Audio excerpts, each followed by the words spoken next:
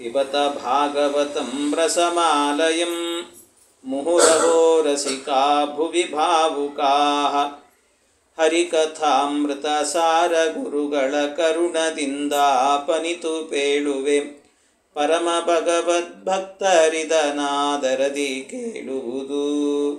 ಶ್ರೀ ಗುರುಭ್ಯೋ ನಮಃ. ಹರಿ ಓಂ ಹರಿ ಓಂ ಹರಿ ಓಂ. ಶ್ರೀಮದ್ಭಾಗವತ ಪುರಾಣ, ಅದರ ಮಹಿಮೆ ಏನು, ಅದನ್ನು ಕೇಳೋದ್ರಿಂದ ಏನು ಫಲ ಅನ್ನೋದನ್ನು ಎರಡು ರೀತಿಯಾದಂಥ ಫಲಗಳನ್ನು ತಿಳಿಸಿದ್ದಾರೆ. ಈ ಶ್ರೀಮದ್ಭಾಗವತ ಅನ್ನುವಂಥ ದಿವ್ಯವಾದ ಗ್ರಂಥ ಏನಿದೆ, ಈ ಗ್ರಂಥವನ್ನು ಕೊಟ್ಟಂಥ ಮಹಾತ್ಮರು ಅಂತ ಹೇಳಿದರೆ ವೇದವ್ಯಾಸ ಮಹರ್ಷಿಗಳು. ವೇದವ್ಯಾಸ ದೇವರು ಈ ಗ್ರಂಥವನ್ನು ಬರೆದಿದ್ದಾರೆ. ವೇದವ್ಯಾಸದೇವರು ಅಂದ ಕೂಡಲೇ ಯಾರವರು ವೇದವ್ಯಾಸದೇವರು ಅಂತಂದರೆ, ವೇದವ್ಯಾಸದೇವರು ಅಂತಂದರೆ ಅವರು ಪರಾಶರರ ಮಕ್ಕಳು. ಪರಾಶರ ಮತ್ತು ಸತ್ಯವತಿ ದೇವಿಯರಿಗೆ ಅವತಾರ ಮಾಡಿದವರಂತೆ. ಪರಾಶರ ಸತ್ಯವತಿ ದೇವಿಯರಿಗೆ ಅವತಾರ ಮಾಡಿದವರು ಅಂತಂದರೆ, ಈ ಪರಾಶರರು ಯಾರು ಅಂತಂದರೆ ಬಹಳ ದಿವ್ಯವಾಗಿದೆ ಅವರ ಚರಿತ್ರೆ ಅನ್ನೋದು. ಅವ್ರ ಹೆಸರೇ ಒಂದು ವಿಚಿತ್ರ, ಪರಾಶರ ಅಂತ. ಪರಾಶರರ ಮಕ್ಕಳಾದ್ದರಿಂದ ಅವರಿಗೆ ಪಾರಾಶರ್ಯ ಅಂತ ಕರೀತಾರೆ ವೇದವ್ಯಾಸ ದೇವರಿಗೆ. ಪರಾಶರ ಅಂತ ಅವರಿಗೆ ಯಾಕೆ ಹೆಸರು ಬಂತು ಅಂದರೆ, ಎಲ್ಲರಿಗೂ ಗೊತ್ತಿರುವಂತೆ ವಸಿಷ್ಠ ಮಹರ್ಷಿಗಳು ಅಂತಿದ್ದಾರೆ. ವಸಿಷ್ಠ ಮಹರ್ಷಿಗಳು, ಆ ವಸಿಷ್ಠ ಮಹರ್ಷಿಗಳಿಗೆ 100 ಜನ ಮಕ್ಕಳಿದ್ದರಂತೆ. 100 ಜನ ಮಕ್ಕಳಲ್ಲಿ ಎಲ್ಲ ಮಕ್ಕಳನ್ನು ಕೂಡ ರಾಕ್ಷಸರು ತಿಂದು ಹಾಕ್ತಾರೆ, ಸಂಹಾರ ಮಾಡಿಬಿಡ್ತಾರೆ. ಒಬ್ಬನೇ ಒಬ್ಬ ಮಗ ಉಳಿದಿದ್ದ. ಆ ವಸಿಷ್ಠರು ಸುಮ್ಮನೆ ಇರಲಿಲ್ಲ. ಅವರ ಮನೆಯಲ್ಲೇ ಒಂದು ಗುರುಕುಲವನ್ನು ಮಾಡಿಕೊಂಡು ಸುಮಾರು ಒಂದು 250 ಜನ ವಿದ್ಯಾರ್ಥಿಗಳನ್ನು ಮನೆಯಲ್ಲಿಟ್ಟುಕೊಂಡು ಶಾಸ್ತ್ರ ಪಾಠವನ್ನು ಮಾಡ್ತಿದ್ರಂತೆ. ಅದರಲ್ಲಿ 100 ಜನ ಅವ್ರ ಮಕ್ಕಳೇ ಇದ್ದರು. ಅಂದರೆ ಮಕ್ಕಳು ಜಾಸ್ತಿ ಆದರೆ ವಿದ್ಯಾಪೀಠ ಪ್ರವಚನಕ್ಕೆ ಸಮಸ್ಯೆ ಇರೋದಿಲ್ಲ. ಬೇರೆ ಕಡೆಗೆ ಆಡಿಯನ್ಸ್ ಕಡಿಮೆ ಇರ್ತಾರೆ, ಸಮಸ್ಯೆ ಆಗ್ತಿರ್ತದೆ. ಮಕ್ಕಳೇ 100 ಜನ ಇದ್ದುಬಿಟ್ರೆ ಏನು ಸಮಸ್ಯೆ ಇರ್ತದೆ ಹೇಳ್ರಿ. ಹಾಗೆ ವಸಿಷ್ಠರಿಗೆ ಬೇಕಾದಷ್ಟು ಮಕ್ಕಳು. ಆದರೆ ಆ ಮಕ್ಕಳನ್ನೆಲ್ಲ ಸಂಹಾರ ಮಾಡಿದರು ದೈತ್ಯರು. ಒಬ್ಬ ಮಾತ್ರ ಮಗ, ಹಿರಿಯ ಮಗ ಉಳಿದಿದ್ದಂತೆ. ಅವನ ಹೆಸರು ಶಕ್ತಿ ಅಂತ. ಶಕ್ತಿ ಎನ್ನುವಂಥ ಮಗ ಉಳಿದಿದ್ದ. ಆ ಶಕ್ತಿ ಎನ್ನುವಂಥ ಮಗ ಉಳಿದಾಗ ಆ ಮಗನಿಗೆ ಒಂದು ಮದುವೆ ಆಗಿತ್ತು. ಅದೃಶ್ಯಂತಿ ಅಂತ ಒಬ್ಬ ಹೆಂಡತಿ ಇದ್ದಂತೆ. ಆದರೆ ಕೆಲವು ದಿವಸ ಪಾಠ ಮಾಡ್ತಿದ್ದಾರೆ. ಅವರು ಇವರ ಜೊತೆಗೆ ಸೇರಿಕೊಂಡು ವಿದ್ಯಾರ್ಥಿಗಳಿಗೆ ಪಾಠ ಮಾಡ್ತಿದ್ರು, ಎಲ್ಲ ಚೆನ್ನಾಗಿತ್ತು. ಕೆಲವೇ ದಿವಸದಲ್ಲಿ ರಾಕ್ಷಸರು ಬಂದು ಈ ಶಕ್ತಿ ಅನ್ನುವಂಥ ಮಗನನ್ನು ಕೂಡ ಸಂಹಾರ ಮಾಡಿಬಿಟ್ರು. ಅವನು ತಿಂದು ಹಾಕಿಬಿಟ್ರಂತೆ. ಭಾಳ ಬೇಜಾರಾಯಿತು. ಆಮೇಲೆ ಏನಾಯ್ತಂತೆ, ವಸಿಷ್ಠರು ಭಾಳ ದುಃಖಪಟ್ಟರು. ಇನ್ಯಾಕೆ ಬದುಕಿರ್ಬೇಕು ನಾನು? ಎಲ್ಲ ಮಕ್ಕಳು ಸತ್ತರು. ಎಲ್ಲ ಮಕ್ಕಳು ಸತ್ತಾದ ಮೇಲೆ ನಾನು ಬದುಕಿದ್ದೇನು ಪ್ರಯೋಜನ? ಬೇಡ, ನನಗೆ ಈ ಜೀವನವೇ ಬೇಡ ಅಂತ ಜೀವನದ ಬಗ್ಗೆ ಆಸೆನೇ ಬಿಟ್ಟವರಂತೆ. ಆಶಾನೇ ಇರಲಿಲ್ಲ ಅವರಿಗೆ, ಎಲ್ಲ ಬಿಟ್ಟು ಹೋಗಿದ್ರಂತೆ. ಈ ಜೀವನದ ಬಗ್ಗೆ ನಿರಾಶೆ ಇಟ್ಟುಕೊಂಡವರು. ನಿರಾಶೆ, ಯಾವ ಆಸೆ ಇಲ್ಲ ಅವರಿಗೆ, ನಿರಾಶೆ ಇಟ್ಟುಕೊಂಡಿದ್ರಂತೆ. ಆ ನಿರಾಶೆ ಇಟ್ಟುಕೊಂಡು ಒಮ್ಮೆ ಏನಾಯಿತು, ಭಾಳ ದುಃಖಪಟ್ಟುಕೊಂಡು ಮನೆಯಲ್ಲಿ ಕಣ್ಣೀರು ಹಾಕ್ಕೊಂಡು ಕೂತಾಗ ವಸಿಷ್ಠ ಮಹರ್ಷಿಗಳ ಹೆಂಡತಿ ಅರುಂಧತಿ ಬಂದಂತೆ. ಅರುಂಧತಿ ಹೇಳಿದಂತೆ, ಹತ್ರಕ್ಕೆ ಹೋಗಿ ಯಾಕೆ ಅಳ್ತಾ ಇದ್ದೀರಿ ಅಂತ ಕೇಳಿದ್ದಂತೆ. ಕೇಳುವಾಗ ಹೀಗೆಲ್ಲ ಮಕ್ಕಳೆಲ್ಲ ಹೋದರು, ಇನ್ನು ನಾನು ಬದುಕಿದ್ದೇನು ಪ್ರಯೋಜನ ಅಂತ ಗೋಳಾಡಿಕೊಂಡು ಹೇಳಬೇಕಾದ್ರೆ ಆಗ ಆ ಅರುಂಧತಿ ಹೇಳ್ತಾಳಂತೆ, ಎಂಥ ಮಾತಾಡ್ತೀರಿ ನೀವು ಶಾಸ್ತ್ರ ಪಾಠ ಮಾಡುವಂಥವರು, ವಿದ್ಯಾಪೀಠ ನಡೆಸುವಂಥವರು, ಇದೆಲ್ಲ ಅಶಾಶ್ವತ. ಎಲ್ಲರಿಗೂ ಕೂಡ ಮರಣ ಅನ್ನೋದು ಬರ್ತದೆ, ಜನನ ಅನ್ನೋದು ಇರ್ತದೆ, ಎಲ್ಲ ನಡೀತಾನೆ ಇರ್ತದೆ. ಅದಕ್ಕೆ ಯಾಕೆ ದುಃಖ ಪಡ್ತಾ ಇದ್ದೀರಿ ನೀವು? ಹಾಗೆಲ್ಲ ದುಃಖ ಪಡಬೇಡ್ರಿ. ಭಗವಂತ ಇದ್ದಾನೆ. ಹರಿಚಿತ್ತ ಸತ್ಯ ಹರಿಚಿತ್ತ. ನರಚಿತ್ತಕ್ಕೆ ಬಂದದ್ದು ಲವಲೇಶ ನಡೆಯೋದಿಲ್ಲ. ಮದುವೆ ಮಕ್ಕಳು ಬೇಕು ಅನ್ನುವಂಥದ್ದು ನರಚಿತ್ತ, ಬ್ರಹ್ಮಚಾರಿ ಆಗಬೇಕು ಅನ್ನೋದು ಹರಿಚಿತ್ತ ಅಂತ. ಹಾಗಾಗಿ ಎಲ್ಲ ಹರಿಚಿತ್ತದಂತೆ ನಡೆಯುತ್ತೆ ಅಂತ ಸಮಾಧಾನದ ಮಾತುಗಳನ್ನು ಹೇಳುವಾಗ ಆ ಅರುಂಧತಿಯನ್ನು ನೋಡಿ ಒಂದು ಸರ್ತಿ ಬಿಗಿದಪ್ಪಿಕೊಳ್ಳುತ್ತಾರಂತೆ, ಸಂತೋಷವಾಗ್ತದಂತೆ. ಅಂದರೆ ಒಂದು ದಾಂಪತ್ಯ ಎನ್ನುವುದು ಹೇಗಿರಬೇಕು ಅನ್ನೋದಕ್ಕೆ ವಸಿಷ್ಠರು ಅರುಂಧತಿಯರಿಬ್ಬರು ಕೂಡ ದೊಡ್ಡ ನಿದರ್ಶನ. ಆದ್ದರಿಂದಲೇ ಈ ಮದುವೆ ಆಗ್ತದಲ್ಲ, ಮದುವೆ ಆದಾಗ ಸಾಮಾನ್ಯವಾಗಿ ಗಂಡು ಏನು ಮಾಡ್ತಾನೆ ಅಂದರೆ, ಹೆಣ್ಣಿಗೆ ಪುರೋಹಿತರು ಹೇಳ್ತಾರೆ, ಕರ್ಕೊಂಡು ಬಂದು ಆಕಾಶದಲ್ಲಿ ಅರುಂಧತಿ ನಕ್ಷತ್ರವನ್ನು ತೋರಿಸ್ರಿ ಅಂತ ಹೇಳುತ್ತಾರೆ. ಈಗೆಲ್ಲ ಏನು ಮಾಡಿರ್ತಾರೆ, ಅವ್ರ ಮದುವೆ ಆದ ಕಾಲದಲ್ಲಿ ಅರುಂಧತಿ ಬರಬೇಕಷ್ಟೆ. ಅದು ಸಾಮಾನ್ಯ ಅರುಂಧತಿ ನಕ್ಷತ್ರ ಬರೋದೇನೆ ಸಾಯಂಕಾಲದ ಹೊತ್ತಿಗೆ. ಹಿಂದೆಲ್ಲ ಆಗಬೇಕಾದ್ರೆ ಗೋಧೂಳಿ ಲಗ್ನದಲ್ಲೇ ವಿವಾಹಗಳೆಲ್ಲ ನಡೀತಾ ಇತ್ತು. ಹಾಗೆ ಆ ಕಾಲಕ್ಕೆ ಸರಿಯಾಗಿ ಅರುಂಧತಿ ನಕ್ಷತ್ರ ಎನ್ನುವುದು ಬರ್ತದಂತೆ. ಅದು ಜ್ಯೋತಿಷಿಗಳಾಗಿದ್ದರೆ ಚೆನ್ನಾಗಿ ಓದಿದರೆ ಕರೆಕ್ಟಾಗಿ ಗೊತ್ತಾಗ್ತದೆ. ಆಗ ಅರುಂಧತಿ ನಕ್ಷತ್ರವನ್ನು ತೋರಿಸ್ತಾನೆ ಹುಡುಗ. ನೋಡು ಅಲ್ಲಿ ಅರುಂಧತಿ ಇದ್ದಾಳಲ್ಲ, ಅರುಂಧತಿ ವಸಿಷ್ಠರು ಕೂಡ ಅವರ ದಾಂಪತ್ಯದಲ್ಲಿ ಗಂಡ ನೊಂದಾಗ ಹೆಂಡತಿ ಸಮಾಧಾನ ಹೇಳ್ತಿದ್ಲು, ಹೆಂಡತಿ ನೊಂದಾಗ ಗಂಡ ಸಮಾಧಾನ ಹೇಳ್ತಿದ್ದ. ಅವರಿಬ್ಬರ ಅನ್ಯೋನ್ಯವಾದ ದಾಂಪತ್ಯ ಹೇಗಿತ್ತೋ ಹಾಗೆ ನಮ್ದಿರಬೇಕು ಅಂತ ಈ ಅನುಸಂಧಾನದಲ್ಲಿ ಆ ನಕ್ಷತ್ರವನ್ನು ತೋರಿಸುವಂಥದ್ದು ವಿವಾಹ ಕಾಲದಲ್ಲಿ. ಇವತ್ತೆಲ್ಲ ವಿವಾಹ ಕಾಲದಲ್ಲಿ ತೋರಿಸೋದಂದರೆ ಇವರೇ ಒಂದು ಲೈಟಿಂಗ್ ಸಿಸ್ಟಮನ್ನು ಮಾಡಿಬಿಡ್ತಾರೆ, ಅದೇ ಅರುಂಧತಿ ನಕ್ಷತ್ರ ಅಂತ ತೋರಿಸ್ಬಿಡ್ತಾರೆ. ಕೊನೆಗೆ ಎಲ್ಲಿ ನೋಡಿದ್ರೆ ನೀವು ಅಂದರೆ ಫೋಟೋದಲ್ಲಿ ತೋರಿಸ್ತಾರೆ ಮತ್ತೆ ಆಮೇಲೆ ಹಾಗಿರ್ತದೆ. ಆದರೆ ಆ ರೀತಿ ಅಲ್ಲ ಅಂತ ಶಾಸ್ತ್ರ ಹೇಳ್ತದೆ. ಹಾಗೆ ಅರುಂಧತಿ ಆ ಧೈರ್ಯವನ್ನು ಕೊಟ್ಲಂತೆ. ಆಮೇಲೆ ಚೆನ್ನಾಗೇ ಇದ್ದರು. ಆದರೆ ಮುಂದೆ ಆಗಬೇಕಾದ್ರೆ ಅವರಿಗೆ ಸ್ವಲ್ಪ ಬೇಸರ ಆಯಿತು, ಆದರೂ ತಡಿಲಿಕ್ಕಾಗಲಿಲ್ಲ. ಯಾಕೆ ಅಂದರೆ ಪುತ್ರಶೋಕ ನಿರಂತರಂ ಅಂತ ಹೇಳ್ತಾರೆ. ಮಕ್ಕಳನ್ನು ಕಳ್ಕೊಂಡ್ರೆ, ಸಂತಾನವನ್ನು ಕಳ್ಕೊಂಡ್ರೆ ಅದು ಒಂದು ದಿವಸದ ದುಃಖ ಅಲ್ಲ, ನಿರಂತರ ದುಃಖ ಇರ್ತದಂಥದ್ದು. ಅದರಿಂದಾಗಿ ಆ ದುಃಖ ತಡಿಲಿಕ್ಕಾಗಲಿಲ್ಲ ಅವರಿಗೆ. ಕೊನೆಗೇನು ಮಾಡಿದ್ರಂತೆ, ಈ ವಸಿಷ್ಠ ಮಹರ್ಷಿಗಳು ತಾವು ಸಾಯಬೇಕು ಅಂತ ಹೊರಟ್ರಂತೆ. ಸಾಯಬೇಕು ಅಂತ ಹೊರಟರು. ಇನ್ನು ಬದುಕಿದ್ದೇನು ಪ್ರಯೋಜನ, ಬೇಡ ನನಗೆ ಈ ಜೀವನವೇ ಬೇಡ ಅಂತ ಅಂದ್ಕೊಂಡು ಸಾಯಲಿಕ್ಕೆ ಅಂತ ಹೊರಟ್ರಂತೆ. ಸಾಯಲಿಕ್ಕೆ ಆತ್ಮಹತ್ಯೆ ಮಾಡಿಕೊಳ್ಬೇಕು ಅಂತ ಹೋದರು. ಹೋಗಿ ಯಾವುದೋ ಒಂದು ನದಿ ಇತ್ತು. ಆ ನದಿಗೆ ಮೇಲಿಂದ ಹಾರಿದ್ರಂತ. ಮೇಲಿಂದ ನದಿಗೆ ಹಾರಿದರೆ ಆ ನದಿಯ ಅಭಿಮಾನಿ ದೇವತೆ ವಸಿಷ್ಠರು. ಅಂದರೆ ಎಂಥ ದೊಡ್ಡ ಬ್ರಾಹ್ಮಣರು, ಮಹಾಬ್ರಾಹ್ಮಣರಿವರು. ಅಂಥ ಬ್ರಾಹ್ಮಣರು ನನ್ನ ನೀರಿಗೆ ಬಿದ್ದಾಗ ನನ್ನಲ್ಲಿ ಸತ್ತರು ಅಂತ ಆದರೆ ಎಂಥ ಅಪಕೀರ್ತಿ ನನಗೆ. ಆದ್ದರಿಂದ ಬೇಡ ಇಂಥ ಅಪಕೀರ್ತಿ ನನಗೆ ಅಂತ ಇದ್ದ ನದಿ ಏನಾಯ್ತಂತೆ, 100 ಕವಲಾಗಿ ಹರಿದು ಹೋಯ್ತಂತೆ. ಇವರು ಬಿದ್ದ ಜಾಗದಲ್ಲಿ ನೀರೇ ಇಲ್ಲ, ಇವರು ನೀರೇ ಇಲ್ಲ, 100 ಕವಲಾಗಿ ಹೋಗಿಬಿಡುತ್ತಂಥದ್ದು.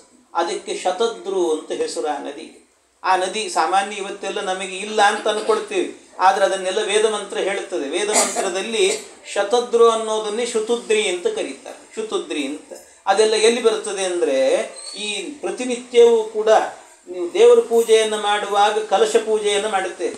ಆ ಕಲಶ ಪೂಜೆಯನ್ನು ಮಾಡಬೇಕಾದ್ರೆ ಕಲಶ ಮುಟ್ಟುಕೊಂಡು ಹೇಳ್ತೇವೆ, ಇಮಮ್ಮೇ ಗಂಗೆ ಯಮುನೆ ಸರಸ್ವತಿ ಶುತುದ್ರಿ ಸ್ತೋಮಂ ಸಚತಾಪ ಋಷ್ಣ್ಯ. ಶುತುದ್ರಿ ಅಂತ ಬಂತಲ್ಲ, ಅದೇ ನದಿ ಅದು. ಗಂಗೆ ಯಮುನೆ ಅಂತೆಲ್ಲ ಹೇಳಿದ್ವಿಲ್ಲ, ಆ ಎಲ್ಲದರಲ್ಲೂ ಶುತುದ್ರಿ ಎನ್ನುವಂಥದ್ದು ಒಂದು ನದಿ. ಆ ನದಿ ಎನ್ನುವಂಥದ್ದು ಇದೆ ಅಂತ ಹೇಳ್ತಾರೆ. ಆಮೇಲೆ ಅವರು ಸಾಯಲಿಲ್ಲ, ಬಂದರು. ಆಮೇಲೆ ಇಲ್ಲ, ಇನ್ನೊಂದು ಸರ್ತಿ ಪ್ರಯತ್ನ ಮಾಡೋಣ ಅಂತ ವಸಿಷ್ಠ ಮಹರ್ಷಿಗಳೇನು ಮಾಡಿದ್ರಂತೆ, ಇನ್ನೊಮ್ಮೆ ಸಾಯಲಿಕ್ಕೆ ಅಂತ ಹೋದ್ರಂತೆ. ಇನ್ನೊಮ್ಮೆ ಸಾಯಲಿಕ್ಕೆ ಅಂತ ಹೋದಾಗ ಆಗೇನು ಮಾಡಿದರು, ಎಲ್ಲಿಯಾದರೂ ನೀರಲ್ಲಿ ಬಿದ್ದವರು ಈಜು ಬಂದುಬಿಟ್ರೆ ಕಷ್ಟ, ಅದಕ್ಕೆ ಸಾಯುವಾಗ ಕೈ ಕಾಲಿಗೆಲ್ಲ ಹಗ್ಗ ಕಟ್ಟಿಕೊಂಡು ಸಾಯಬೇಕು ಅಂತ ಕೈಗೆ ಕಾಲಿಗೆ ಎಲ್ಲ ಕಡೆ ಹಗ್ಗ ಕಟ್ಟಿಕೊಂಡು ಮೇಲಿಂದ ನೀರಿಗೆ ಬಿದ್ದರಂತೆ. ಇವರು ಬಿದ್ದರೆ ಆ ನದಿ ಏನು ಮಾಡಿತಂತೆ, ಇವರು ಕಟ್ಟಿಕೊಂಡಂಥ ಹಗ್ಗವನ್ನೇ ತುಂಡು ಮಾಡಿಬಿಡುತ್ತಂತೆ. ತುಂಡು ಮಾಡಿಬಿಡ್ತು. ಸಾಮಾನ್ಯ ಸಂಸ್ಕೃತದಲ್ಲಿ ಹಗ್ಗಕ್ಕೆ ಪಾಶ ಅಂತ ಹೇಳ್ತಾರೆ, ಪಾಶ ಅಂತ. ಆ ಪಾಶವನ್ನು ವಿಗತ ಮಾಡಿತು. ಆದ್ದರಿಂದ ಆ ನದಿಗೆ ಹೆಸರು ಬಂತು ವಿಪಾಶಾ ನದಿ ಅಂತ ಹೆಸರು, ವಿಪಾಶ ಅಂತ ಹೆಸರು. ಹೀಗೆ ಅವರು ಮತ್ತೆ ಎಲ್ಲಿ ಹೋದರೂ ಕೂಡ ಮುಳುಗ್ತಾ ಇರಲಿಲ್ಲ. ಅವರು ಮೊಣಕಾಲಿನ ಕೆಳಗೆ ಬರ್ತಿತ್ತಂತ ನೀರು, ಮುಳುಗಲಿಕ್ಕೆ ಆಗ್ತಿರ್ಲಿಲ್ಲ, ಅವರಿಗೆ ಸಾಯಲಿಕ್ಕೆ ಆಗಲಿಲ್ಲ. ಮತ್ತೆ ಬಂದರು. ಇನ್ನು 3ಕ್ಕೆ ಮುಕ್ತಾಯ ಅಂತ ಕೊನೆಗೆ ಇನ್ನೊಂದು ಸರ್ತಿ ಸಾಯಬೇಕು ಅಂತ ಹೊರಟ್ರಂತ. ಸಾಯಬೇಕು ಅಂತ ಹೊರಟಾಗ ಆಗ ಹೋಗ್ತಾ ಇದ್ರು ಆತ್ಮಹತ್ಯೆ ಮಾಡಿಕೊಳ್ಳಿಕ್ಕೆ. ಆದರೆ ಹಿಂದಿನಿಂದ ಏನಾಗ್ತಿತ್ತಂತೆ, ಅವ್ರು ಮುಂದೆ ಹೋಗ್ತಿದ್ರೆ ಹಿಂದಿನಿಂದ ಒಳ್ಳೆ ವೇದದ ಧ್ವನಿ ಕೇಳಿಸ್ತಿತ್ತಂತೆ. ವೇದದ ಸ್ವರ, ಅದ್ಭುತವಾದಂಥ ವೇದ ಸ್ವರ ಕೇಳಿಸ್ತಿತ್ತು. ಅದು ಯಾವುದೋ ಸಣ್ಣ ಕೂಸು ಹೇಳಿದಂತೆ ಕೇಳಿಸ್ತಿತ್ತಂತೆ ಧ್ವನಿ. ನೋಡಿದರೆ ಯಾರು ಯಾರು ಅಂತ ನೋಡಿದರೆ ಎಲ್ಲೂ ಕಾಣಿಸ್ತಿಲ್ಲ. ಹಿಂತಿರುಗಿ ನೋಡಿದ್ರಂತೆ. ನೋಡುವಾಗ ಯಾರೋ ಒಬ್ಬ ಹೆಣ್ಮಗಳು ಬರ್ತಾ ಇದ್ದಂತೆ. ಆ ಹೆಣ್ಮಗಳು ಬರ್ತಿದ್ಲು. ಅಯ್ಯೋ, ಹೆಣ್ಮಕ್ಳು ವೇದ ಹೇಳ್ತಿದ್ದಾರಲ್ಲ ಅಂತ ಆಶ್ಚರ್ಯದಿಂದ ನೋಡಿದರು. ಆಮೇಲೆ ಆ ಹೆಣ್ಮಗಳ ಹತ್ರಕ್ಕೆ ಬಂದ್ಲಂತೆ. ನೋಡ್ತಾರೆ, ಬೇರೆ ಯಾರೂ ಅಲ್ಲ, ಅವರ ಮಗನ ಹೆಂಡತಿ ಅಂದರೆ ಸೊಸೆ ಅದೃಶ್ಯಂತಿ ಇದ್ಲಲ್ಲ, ಅವಳೇ ಬರ್ತಿದ್ಲಂತೆ. ಶಕ್ತಿಯ ಹೆಂಡತಿ ಅವಳೇ ಬರ್ತಿದ್ಲು. ಅವಳನ್ನು ನೋಡಿದ್ರು, ಗಾಬರಿ ಆಯಿತು. ಏನಿದು, ನೀನು ಯಾಕೆ ವೇದ ಹೇಳ್ತಿದ್ದಿ ಅಂತಂದ್ರು. ನೋಡಿದರೆ ಬಾಯಿ ಅಳ್ಳಾಡಿಸ್ತಿಲ್ಲ, ಅವಳು ಬಾಯಿ ಅಳ್ಳಾಡಿಸ್ತಿಲ್ಲ, ವೇದವೇ ಹೇಳ್ತಿಲ್ಲ. ಆಮೇಲೆ ಎಲ್ಲಿಂದ ಮತ್ತು ವೇದ ಸ್ವರ ಬರ್ತಾ ಇದೆ ಅಂತ ನೋಡಿದರೆ ಅವಳು ಗರ್ಭಿಣಿಯಾಗಿದ್ಲಂತೆ. ಗರ್ಭದಲ್ಲಿರುವ ಕೂಸೆ ವೇದ ಹೇಳ್ತಾ ಇತ್ತಂತ, ಒಳಗಿರುವ ಕೂಸೆ ವೇದ ಹೇಳ್ತಿತ್ತು. ಆಗ ಆ ವಸಿಷ್ಠರಿಗೆ ಅನ್ನಿಸ್ತಂತೆ, ಛೇ, ನಾನಿನ್ನು ಸಾಯಬೇಕು ಅಂತ ತೀರ್ಮಾನ ಮಾಡಿದ್ದೆ, ಆದರೆ ನನ್ನ ವಂಶದಲ್ಲಿ ಒಂದು ಕುಡಿ ಗರ್ಭದಲ್ಲಿ ಇರುವಾಗಲೇನೆ ವೇದ ಮಂತ್ರವನ್ನು ಹೇಳುತ್ತಾ ಇದೆ ಅಂದರೆ ಅದ್ಭುತವಾದಂಥ ಒಬ್ಬ ಮಗ ಹುಟ್ಟುತ್ತಾ ಇದ್ದಾನೆ, ನನಗೊಬ್ಬ ಮೊಮ್ಮಗ ಹುಟ್ಟುತ್ತಾ ಇದ್ದಾನೆ, ಇನ್ನು ನಾನು ಸಾಯಬಾರದು ಅಂತ ಏನು ತಮ್ಮ ಜೀವನದಲ್ಲಿ ನಿರಾಶೆಯನ್ನು ಹೊಂದಿದ್ರು. ನಿರಾಶೆ ಪರಾಶೆ ಇದೆಲ್ಲ ಸಂಸ್ಕೃತದಲ್ಲಿ ಒಂದೇ ಶಬ್ದ. ಪರಾಶ ಅಂದ್ರು ನಿರಾಶ ಅಂದ್ರು ಒಂದೇ ಅರ್ಥ. ಪರಾಶ ಅಂದರೆ ನಿರಾಶೆಯನ್ನು ಹೊಂದಿದ್ರು ಜೀವನದಲ್ಲಿ. ಆದರೆ ಮತ್ತೆ ಏನಾಯಿತಂತೆ, ಜೀವನದಲ್ಲಿ ರಮತೆ ಅಂದರೆ ರಮಣ ಅಂದರೆ ಜೀವನದಲ್ಲಿ ಮತ್ತೆ ರಮಣ ಮಾಡಬೇಕು, ಇನ್ನೂ ಬದುಕಬೇಕು ಅನ್ನುವಂಥ ಆಸೆಯನ್ನು ಹುಟ್ಟಿಸಿದ ಮಗ ಯಾರು ಅಂದರೆ, ಮೊಮ್ಮಗ ಯಾರು ಅಂದರೆ ಆ ಮಗ. ಆದ್ದರಿಂದ ಪರಾಶೆಯನ್ನು ಕೊಟ್ಟವನು ಮತ್ತೆ ಅಂದರೆ ಪರಾಶೆಯನ್ನು ತೆರೆದು ಮತ್ತೆ ರಮಣ ಮಾಡಬೇಕು ಅಂತ ಕೊಟ್ಟವನಾದ್ರಿಂದ ಅವನಿಗೆ ಪರಾಶರ ಅಂತ ಹೆಸರು ಬಂತಂತೆ.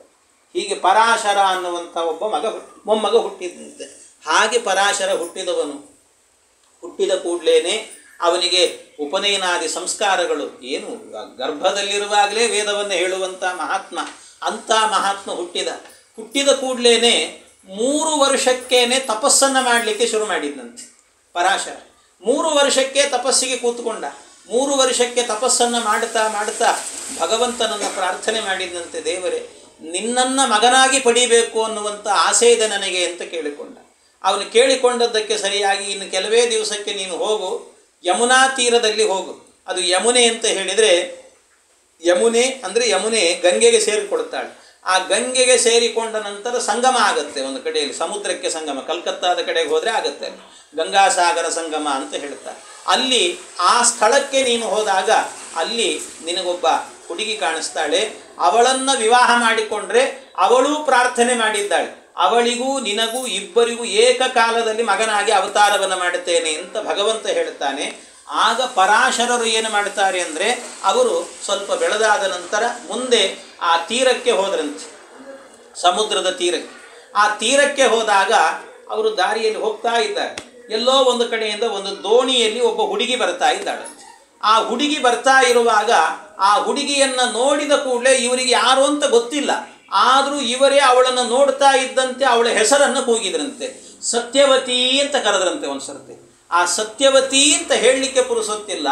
ಅವಳಿಗೆ ದೋಣಿಯಲ್ಲಿ ಬರ್ತಾ ಇದ್ದಂಥ ಹುಡುಗಿಗೆ ಏನಾಯಿತಂತೆ, ಒಳಗಿಂದ ಸ್ಫುರಣೆ ಆಗಲಿಕ್ಕೆ ಶುರುವಾಯಿತು. ನನ್ನನ್ನು ಯಾವತ್ತೂ ಈ ಹೆಸರಿನಿಂದ ಯಾರೂ ಕರೆದಿರಲಿಲ್ಲ, ಅಂಥದ್ದು ಇವತ್ತು ಯಾರೋ ಕರೀತಿದ್ದಾರೆ ಅಂದರೆ ಏನಿದು ವಿಚಿತ್ರ ಅಂತ ಅವಳ ಹಿಂದಿನ ಜನ್ಮಾಂತರಗಳ ನೆನಪೆಲ್ಲ ಬರಲಿಕ್ಕೆ ಶುರುವಾಯಿತಂತವಳಿಗೆ. ಹಾಗಾದರೆ ಆ ಸತ್ಯವತಿ ಯಾರು? ಆ ಸತ್ಯವತಿ ಯಾರು ಅಂತ ಕೇಳಿದಾಗ ಆ ಸತ್ಯವತಿ ಬೇರೆ ಯಾರೂ ಅಲ್ಲ. ಸತ್ಯವತಿ ಅಂತ ಹೇಳಿದರೆ ಪಿತೃದೇವತೆಗಳ ಮಗಳವಳು. ಪಿತೃದೇವತೆಗಳು 7 ಜನ ಪಿತೃದೇವತೆಗಳಿದ್ದಾರೆ. ಸಾಮಾನ್ಯ ನಾವೆಲ್ಲ ಪಿತೃದೇವತೆಗಳು ಅಂದ ಕೂಡಲೇ ನಾವೇನು ತಿಳ್ಕೊಂಡ್ಬಿಡ್ತೇವೆ ಅಂದರೆ, ನಮ್ಮನ್ನು ಅಗಲಿ ಯಾರು ಹೋಗಿರ್ತಾರೆ ಅವರನ್ನೇ ಪಿತೃದೇವತೆಗಳು ಅಂತ ತಿಳಿತೀವಿ. ಅವರು ಪಿತೃದೇವತೆಗಳಲ್ಲ. ನಮ್ಮನ್ನು ಅಗಲಿ ಹೋದವರು ಬರೀ ಪಿತೃಗಳಷ್ಟೇ, ಮತ್ತೇನು ಪಿತೃದೇವತೆಗಳಾಗಲ್ಲ ಅವರು ಯಾರು ಕೂಡ. ಮತ್ತು ಯಾರು ಪಿತೃದೇವತೆಗಳು ಅಂದರೆ, ಶ್ರಾದ್ದದಲ್ಲಿ 2 ಸ್ಥಾನಗಳಿರ್ತಾರೆ. ಒಂದು ವಿಶ್ವೇದೇವತೆಗಳ ಸ್ಥಾನ, ಮತ್ತೊಂದು ಪಿತೃಗಳ ಸ್ಥಾನ ಅಂತ ಇರುತ್ತೆ. ಆ ಪಿತೃಸ್ಥಾನದಲ್ಲಿ ಆಗುವಾಗ ಪಿತೃದೇವತೆಗಳಿರ್ತಾರೆ. ಅವರೆಲ್ಲರೂ ಯಾರು ಅಂದರೆ ಚತುರ್ಮುಖ ಬ್ರಹ್ಮದೇವರ ಮೊಮ್ಮಕ್ಕಳು ಅಂತ ಹೇಳ್ತಾರೆ. ಅವರನ್ನು ಚತುರ್ಮುಖ ಬ್ರಹ್ಮದೇವರ ಮೊಮ್ಮಕ್ಕಳು. ಅವರಿಗೆ ಯಾಕೆ ಪಿತೃಗಳು ಅಂತ ಹೆಸರು ಬಂದಿದೆ ಅಂದರೆ, ಬ್ರಹ್ಮದೇವರಿಗೆ ಕೆಲವು ಮಕ್ಕಳಿದ್ರು, ಅವರಿಗೆ ಒಂದಷ್ಟು ಜನ ಮಕ್ಕಳಿದ್ರು. ಆದರೆ ಬ್ರಹ್ಮದೇವರ ಮಕ್ಕಳಿದ್ರಲ್ಲ, ಅವರು ಹುಟ್ಟಿದವರೇನೆ ಏನು ಮಾಡ್ತಿದ್ರಂತೆ, ಬರೀ ಊಟ ಮಾಡೋದು ಮಲಗೋದು, ಇದೇ ಕೆಲಸ ಅವರಿಗೆ, ಮತ್ತೇನಿಲ್ಲ. ಏನು ಸಾಧನೆ ಇಲ್ಲ, ಮಣ್ಣಿಲ್ಲ, ಏನಿಲ್ಲ, ಯಾವುದು ಮಾಡ್ತಿರ್ಲಿಲ್ಲ. ಅವರನ್ನು ನೋಡಿ ಬ್ರಹ್ಮದೇವರಿಗೆ ಸಿಟ್ಟು ಬಂತು. ನಿಮ್ಮ ಜ್ಞಾನ ಎಲ್ಲ ನಾಶ ಆಗಲಿ ಅಂತ ಶಾಪ ಹಾಕಿದ್ರಂತೆ. ಅವ್ರಿಗೆ ಬಹಳ ದುಃಖ ಆಯಿತು. ಜ್ಞಾನ ಹೋದರೆ ಬದುಕಲಿಕ್ಕಾಗಲ್ಲ ಅವರಿಗೆ, ದೇವತೆಗಳಿಗೆ ಜ್ಞಾನವೇ ಮುಖ್ಯ. ಹಾಗಾಗಿ ಅವರೇನು ಮಾಡಿದ್ರಂತೆ, ಇಲ್ಲ ನಮಗೆ ಜ್ಞಾನ ಬೇಕು, ನಮ್ಮದು ತಪ್ಪಾಯಿತು ಅಂತ ಕೇಳಿದರು. ಹಾಗಾದರೆ ಜ್ಞಾನ ಬೇಕು ಅಂತ ಆದರೆ ನಿಮ್ಮ ಮಕ್ಕಳ ಬಳಿಗೆ ಹೋಗಿ ನೀವು ಉಪದೇಶ ಪಡ್ಕೊಳ್ರಿ ಅಂದರು. ಆ ಮಕ್ಕಳ ಹತ್ರ ಹೋದರು. ಅವ್ರ ಮಕ್ಕಳ ಹತ್ರ ಹೋಗಿ ಪಾಠ ಕೇಳಿದ್ರಂತೆ. ಪಾಠ ಎಲ್ಲ ಮುಗಿದ ಮೇಲೆ ಮಕ್ಕಳು ಹೇಳಿದ್ರಂತೆ, ನಿಮ್ಮ ಪಾಠ ಎಲ್ಲ ಮುಗೀತು, ಹೋಗಿ ಬನ್ನಿ ಮಕ್ಕಳೇ ಅಂದ್ರಂತ. ಹೋಗಿ ಬನ್ನಿ ಮಕ್ಕಳೇ ಅಂದ್ಕೊಳ್ಳಿ ಇವ್ರಿಗೆ ಸಿಟ್ಟು ಬಂತು. ಯಾಕೆಂದ್ರೆ ನಮ್ಮ ಮಕ್ಕಳು ನಮ್ಮನ್ನೇ ಮಕ್ಕಳು ಅಂತಿದ್ದಾರಲ್ಲ ಅಂತ ಸಿಟ್ಟು ಬಂತು ಅವರಿಗೆ. ನಮ್ಮನ್ನೇ ಮಕ್ಕಳು ಅಂತಾರಲ್ಲ ಅಂತ ಸಿಟ್ಟು ಬಂದು ಬ್ರಹ್ಮದೇವರ ಬಳಿಗೆ ಹೋಗಿ ಹೇಳಿದ್ರಂತೆ. ಆಗ ಬ್ರಹ್ಮದೇವರು ಹೇಳ್ತಾರೆ, ಜನಿತ ಚೋಪನೇತ ಚ. ಬರೀ ತಂದೆ ಅಂತ ಹೇಳಿದರೆ, ಪಿತೃ ಅಂತ ಹೇಳಿದರೆ ಬರೀ ಹೆತ್ತು ಕೂಡಲೇ ಆಗೋದಿಲ್ಲ. ಯಾರ್ಯಾರು ಪಿತೃಗಳು ಅಂತ ಹೇಳಿದರೆ ಜನಿತ ಚೋಪನೇತ ಚ ಯಶ್ಚ ವಿದ್ಯಾಂ ಪ್ರಯಚ್ಛತಿ. ಯಾರು ಜನಿತ ಹುಟ್ಟು ಕೊಟ್ಟಿರ್ತಾನೆ ಅಂದರೆ ಜನ್ಮ ಕೊಟ್ಟಿರ್ತಾನೆ, ಉಪನೇತ ಉಪನಯನವನ್ನು ಮಾಡಿರ್ತಾನೆ, ಅಷ್ಟೇ ಅಲ್ಲ ಯಶ್ಚ ವಿದ್ಯಾಂ ಪ್ರಯಚ್ಛತಿ ವಿದ್ಯೆಯನ್ನು ಯಾರು ಕೊಡ್ತಾನೆ, ಇಷ್ಟೆಲ್ಲ, ಮತ್ತು ಅನ್ನದಾತ ಮತ್ತು ಭಯತ್ರಾತ ಅನ್ನವನ್ನು ಕೊಡುವಂಥವನು, ಭಯವನ್ನು ನಿವಾರಣೆ ಮಾಡತಕ್ಕಂಥವನು, ಇವರನ್ನೆಲ್ಲರನ್ನೂ ಕೂಡ ಪಂಚೈತೆ ಪಿತರ ಸ್ಮೃತಾಹ ಅಂತ ಇವರೆಲ್ಲರೂ ಕೂಡ ಪಿತೃಗಳು ಅಂತ ಕರೆಸಿಕೊಳ್ಳುತ್ತಾರೆ. ನಿಮ್ಮ ಮಕ್ಕಳು ಕೂಡ ನಿಮಗೆ ವಿದ್ಯೆಯನ್ನು ಉಪದೇಶ ಮಾಡಿದ್ರಿಂದಾಗಿ ಅವರು ಏನಾದರೂ ನಿಮಗೆ ತಂದೆಯ ಸ್ಥಾನದಲ್ಲಿದ್ದಾರೆ, ಅವರು ಹೇಳಿದ್ದು ತಪ್ಪಿಲ್ಲ ಅಂತಂದರು. ಓಹೋ ಹೌದಾ, ಹಾಗಾದರೆ ಪರವಾಗಿಲ್ಲ. ಆವತ್ತಿನಿಂದಲೂ ಕೂಡ ಅವರಿಗೆ ಏನು ಮಾಡಿದ್ದಂತೆ ಬ್ರಹ್ಮದೇವ, ನೀವು ನಿಮ್ಮ ತಂದೆಯರಿಗೇನೆ ತಂದೆಯರಾದವರಾದ್ರಿಂದ ಬರೀ ನೀವು ನಿಮ್ಮ ತಂದೆಯರಿಗೆ ತಂದೆ ಆಗೋದಲ್ಲ, ಜಗತ್ತಿಗೆ ತಂದೆಯರಾಗಿರಿ ನೀವು ಅಂತ, ನೀವೆಲ್ಲ ಇನ್ನು ಮೇಲೆ ಪಿತೃದೇವತೆಗಳು ಅಂತ ಪ್ರಸಿದ್ಧರಾಗಿ ಅಂತ ಅವರಿಗೆ ವರವನ್ನು ಕೊಡ್ತಾನೆ. ಆ ವರವನ್ನು ಪಡೆದುಕೊಂಡಂಥವರು ಅವರು ಈ ಶ್ರಾದ್ದದ ದಿವಸ ಏನು ಮಾಡ್ತಾರೆ ಅಂದರೆ ಪಿತೃಸ್ಥಾನದಲ್ಲಿ ನಿಂತುಕೊಂಡು ನಾವು ಪಿಂಡ ಪ್ರದಾನವನ್ನು ಮಾಡುವಾಗ ಏನು ಹೆಸರು ಗೋತ್ರಗಳನ್ನು ಹೇಳ್ತೇವೆ, ನಮ್ಮನ್ನು ಅಗಲಿ ಹೋದವರೇನಿರ್ತಾರೆ ಅವರು ಯಾವುದೋ ಒಂದು ಜನ್ಮವನ್ನು ಪಡೆದಿರ್ತಾರೆ. ಏನಾಗಿರ್ತಾರೋ ಗೊತ್ತಿಲ್ಲ, ಮನುಷ್ಯ ಆಗಿರಬಹುದು ಅಥವಾ ಕತ್ತೆ ಆಗಿರಬಹುದು, ಕುದುರೆ ಆಗಿರಬಹುದು. ಅಂತೂ ಯಾವ ರೂಪದಲ್ಲಿರ್ತಾರೋ ಅವತ್ತು ಅವರಿಗೆ ನಾವು ಪಿಂಡ ಪ್ರದಾನ ಮಾಡಿದ್ರಿಂದ ಆಹಾರವನ್ನು ಒದಗಿಸ್ತಾರಂತ. ಅವರಿಗೆ ತೃಪ್ತಿ ಆಗುವಂತೆ ನೋಡಿಕೊಳ್ಳುತ್ತಾರೆ. ಅವರು ಪೋಸ್ಟ್ಮೆನ್ ಕೆಲಸವನ್ನು ಮಾಡೋದು. ನಾವು ನಾಮ ಗೋತ್ರಗಳನ್ನು ಹೇಳಿಕೊಂಡು ಅಡ್ರೆಸ್ ಹೇಳಿದ ಕೂಡಲೇ ಅವರಿಗೆ ಆ ಫಲವನ್ನು ತಗೊಂಡು ಹೋಗಿ ಕೊಡ್ತಾರಂತೆ. ಇದು ಆ ಪಿತೃದೇವತೆಗಳು ಮಾಡಿ. ಆ ಪಿತೃದೇವತೆಗಳಲ್ಲಿ 7 ಗಣಗಳಿದ್ದಾವೆ. ಅದರಲ್ಲಿ ಅಮೂರ್ತ ಪಿತೃಗಳು ಮತ್ತು ಸಮೂರ್ತ ಪಿತೃಗಳು, ಮೂರ್ತ ಪಿತೃಗಳು, ಅಮೂರ್ತ ಪಿತೃಗಳು ಅಂತ. ಅಂದರೆ ಮೂರ್ತ ಪಿತೃಗಳು ಅಂದರೆ ಕಣ್ಣಿಗೆ ಕಾಣುವವರು, ಅಮೂರ್ತ ಪಿತೃಗಳು ಅಂದರೆ ಕಣ್ಣಿಗೆ ಕಾಣದವರು ಅಂತ ಅರ್ಥ. ಹಾಗೆ ಕಣ್ಣಿಗೆ ಕಾಣದೇ ಇರುವಂಥವರಲ್ಲಿ ಬರಿಹಿಷದ ಅಂತ ಕೆಲವು ಪಿತೃದೇವತೆಗಳು. ಆ ಬರಿಹಿಷದ ಪಿತೃದೇವತೆಗಳು ತಮ್ಮ ಮನಸ್ಸಿನಿಂದ ಒಂದು ಸರ್ತಿ ಒಳ್ಳೆ ಒಬ್ಬ ಮಗಳನ್ನು ಪಡೀಬೇಕು ಅಂತ ಅನ್ಕೊಂಡ್ರಂತೆ. ಆಗ ಮನಸ್ಸಿನಿಂದಲೇ ಒಬ್ಬ ಮಗಳು ಹುಟ್ಟಿದ್ಲು. ಆದ್ದರಿಂದ ಅವಳಿಗೆ ಮಾನಸಪುತ್ರಿ ಅಂತ ಹೆಸರು. ಅವಳಿಗೆ ಮಾನಸಪುತ್ರಿ ಅಂತ ಅವಳ ಹೆಸರೇನು ಅಂದರೆ ಅಚ್ಚೋದ ಅಂತ ಹೆಸರಂತ ಅವಳಿಗೆ. ಅಚ್ಚೋದ, ಆ ಅಚ್ಚೋದ ಅನ್ನುವಂಥ ಮಗಳು ಹುಟ್ಟಿದ್ಲು. ಅಚ್ಚೋದ ಎನ್ನುವಂಥ ಮಗಳು ಹುಟ್ಟಿದ್ದಂತೆ ಚೆನ್ನಾಗಿ ಬೆಳೀತಿದ್ಲು. ಒಮ್ಮೆ ಬೆಳೆಯುವಾಗ ಏನಾಯಿತು ಅಂತೆ, ಒಮ್ಮೆ ಅವಳು ಹೋಗುವಾಗ ಅಂತರಿಕ್ಷದಲ್ಲಿ ಯಾರೋ ಒಬ್ಬ ರಾಜ ಹೋಗ್ತಿದ್ದ. ಅವನ ಹೆಸರು ವಸು ಅಂತ. ಆ ವಸು ಎನ್ನುವಂಥವನು ಹೋಗ್ತಾ ಇರಬೇಕಾದ್ರೆ ಏನಾಯಿತು, ಅವನನ್ನು ನೋಡಿ ಯಾಕೋ ಇವನನ್ನು ನೋಡಿದರೆ ನಮ್ಮ ಅಪ್ಪನಂತೆ ಇದ್ದಾನೆ ಅಂತ ಒಂದು ಸರ್ತಿ ಏನು ಮಾಡಿದಂತೆ ಅಪ್ಪ ಅಂತ ಕರೆದಂತೆ, ಪಿತಾ ಅಂತ ಕರೆದ್ಲು. ಒಮ್ಮೆ ಪಿತಾ ಅಂತ ಕರೆದು ಕೂಡಲೇ ನಿಜವಾದ ತಂದೆಯರಿಗೆ ಸಿಟ್ಟು ಬಂತು ಅವರಿಗೆ. ಯಾಕೆ ಅಂದರೆ ಕೆಲವೆಲ್ಲವೂ ಕೂಡ ವ್ಯಭಿಚಾರ ಅಂತ ಹೇಳ್ತಾರೆ. ಹೆಂಡತಿ ಅಲ್ಲದವಳನ್ನು ಹೆಂಡತಿ ಅಂತ ತಿಳಿದ್ರೆ, ತಾಯಿ ಅಲ್ಲದವಳನ್ನು ತಾಯಿ ಅಂತ ತಿಳಿದ್ರೆ, ಅಂದರೆ ಒಂದೊಂದು ಭಾವಗಳಿರ್ತಾರೆ ಅದು ಆ ಹಿನ್ನೆಲೆಯಲ್ಲಿ. ಹಾಗಾಗಿ ಇವು ತಂದೆ ಅಲ್ಲದವರನ್ನು ತಂದೆ ಅಂತ ತಿಳಿದದ್ರಿಂದಾಗಿ ಅದರಿಂದ ಏನಾಯಿತಂತೆ ಅವರಿಗೆ ಸಿಟ್ಟು ಬಂತು. ನೀನು ವ್ಯಭಿಚರಿತಳಾಗಿದ್ದೀಯಾದ್ರಿಂದಾಗಿ ಮನುಷ್ಯಳಾಗಿ ಹುಟ್ಟು ನೀನು ಅಂತ ಶಾಪ ಹಾಕಿದ್ರಂತೆ ಅವಳಿಗೆ. ಮನುಷ್ಯಳಾಗಿ ಹುಟ್ಟು ಅಂತ ಶಾಪ ಹಾಕಿದಾಗ ಅಯ್ಯೋ ನನಗೆ ಗೊತ್ತಿಲ್ಲದೆ ಅಪರಾಧವನ್ನು ಮಾಡಿದೆ, ನನ್ನನ್ನು ಕ್ಷಮೆ ಮಾಡಿ ಅಂತ ಕೇಳಿಕೊಳ್ಳುತ್ತಾಳೆ. ಕೇಳಿಕೊಂಡ್ರೆ ಅವ್ರು ಮತ್ತೆ ಹೇಳಿದರು ಸಿಟ್ಟಿನಿಂದಾಗಿ, ಅಷ್ಟೇ ಅಲ್ಲ ನೀನು ಯಾರನ್ನ ಅಪ್ಪ ಅಂತ ಕರೆದಿದ್ದೀಯೋ ಅವನಿಗೆ ಮಗಳಾಗಿ ಹುಟ್ಟು ನೀನು ಅಂತ ಹೇಳಿದರು. ಅಷ್ಟೇ ಅಲ್ಲ, ಆ ಮಗಳಾಗಿ ಹುಟ್ಟೋದು ಅಂತ ಹೇಳಿದರೆ ಅವನ ಹೆಂಡತಿಗೆ ಮಗಳಾಗಿ ಹುಟ್ಟು ನೀನು ಅಂತ ಈ ರೀತಿಯೆಲ್ಲ ವಿಚಿತ್ರವಾದಂಥ ಶಾಪವನ್ನು ಹಾಕಿದರು. ಈ ರೀತಿ ವಿಚಿತ್ರ ಶಾಪ ಹಾಕಿದಾಗ ಮತ್ತೆ ಮತ್ತೆ ಕೇಳಿಕೊಳ್ತಾಳು ಅವಳು ಅಚ್ಚೋದೆ, ಬೇಡ ನನಗೆ ಈ ಶಾಪವನ್ನು ಕೊಡಬೇಡಿ, ನನಗೆ ಈ ಮನುಷ್ಯ ಜನ್ಮ ಬೇಡ. ಯಾಕೆ ದೇವತೆಗಳಿಗೆ ಮನುಷ್ಯ ಜನ್ಮ ಅಂದರೆ ಅದಕ್ಕಿಂತಲೂ ಕೂಡ ದೊಡ್ಡ ನರಕ ಇನ್ನೊಂದಿಲ್ಲ. ದೇವಾನಾಂ ನಿರಯೋ ನಾಸ್ತಿ. ದೇವತೆಗಳು ತಪ್ಪು ಮಾಡಿದರೆ ಅವರು ನರಕಕ್ಕೆ ಹೋಗೋದಿಲ್ಲಂತೆ, ಮನುಷ್ಯ ಲೋಕಕ್ಕೆ ಬರ್ತಾರಂತೆ. ನಾವೆಲ್ಲ ಮನುಷ್ಯ ಲೋಕದಲ್ಲಿ ಇದ್ದೀವಿ, ಏನಿರಬೇಕು ಅರ್ಥ. ಹಾಗೆ ಅಂತೂ ಅವರಿಗೆಲ್ಲ ಇದೆ. ಅದಕ್ಕೆ ಏನು ಹೇಳಿ ಕೊನೆಗೆ ಅವರು ಹೇಳಿದ್ರಂತೆ, ಪರವಾಗಿಲ್ಲ ನೀನು ಮನುಷ್ಯಳಾಗಿ ಹುಟ್ಟು, ನಮ್ಮ ಶಾಪ ಸ್ವೀಕಾರ ಮಾಡು.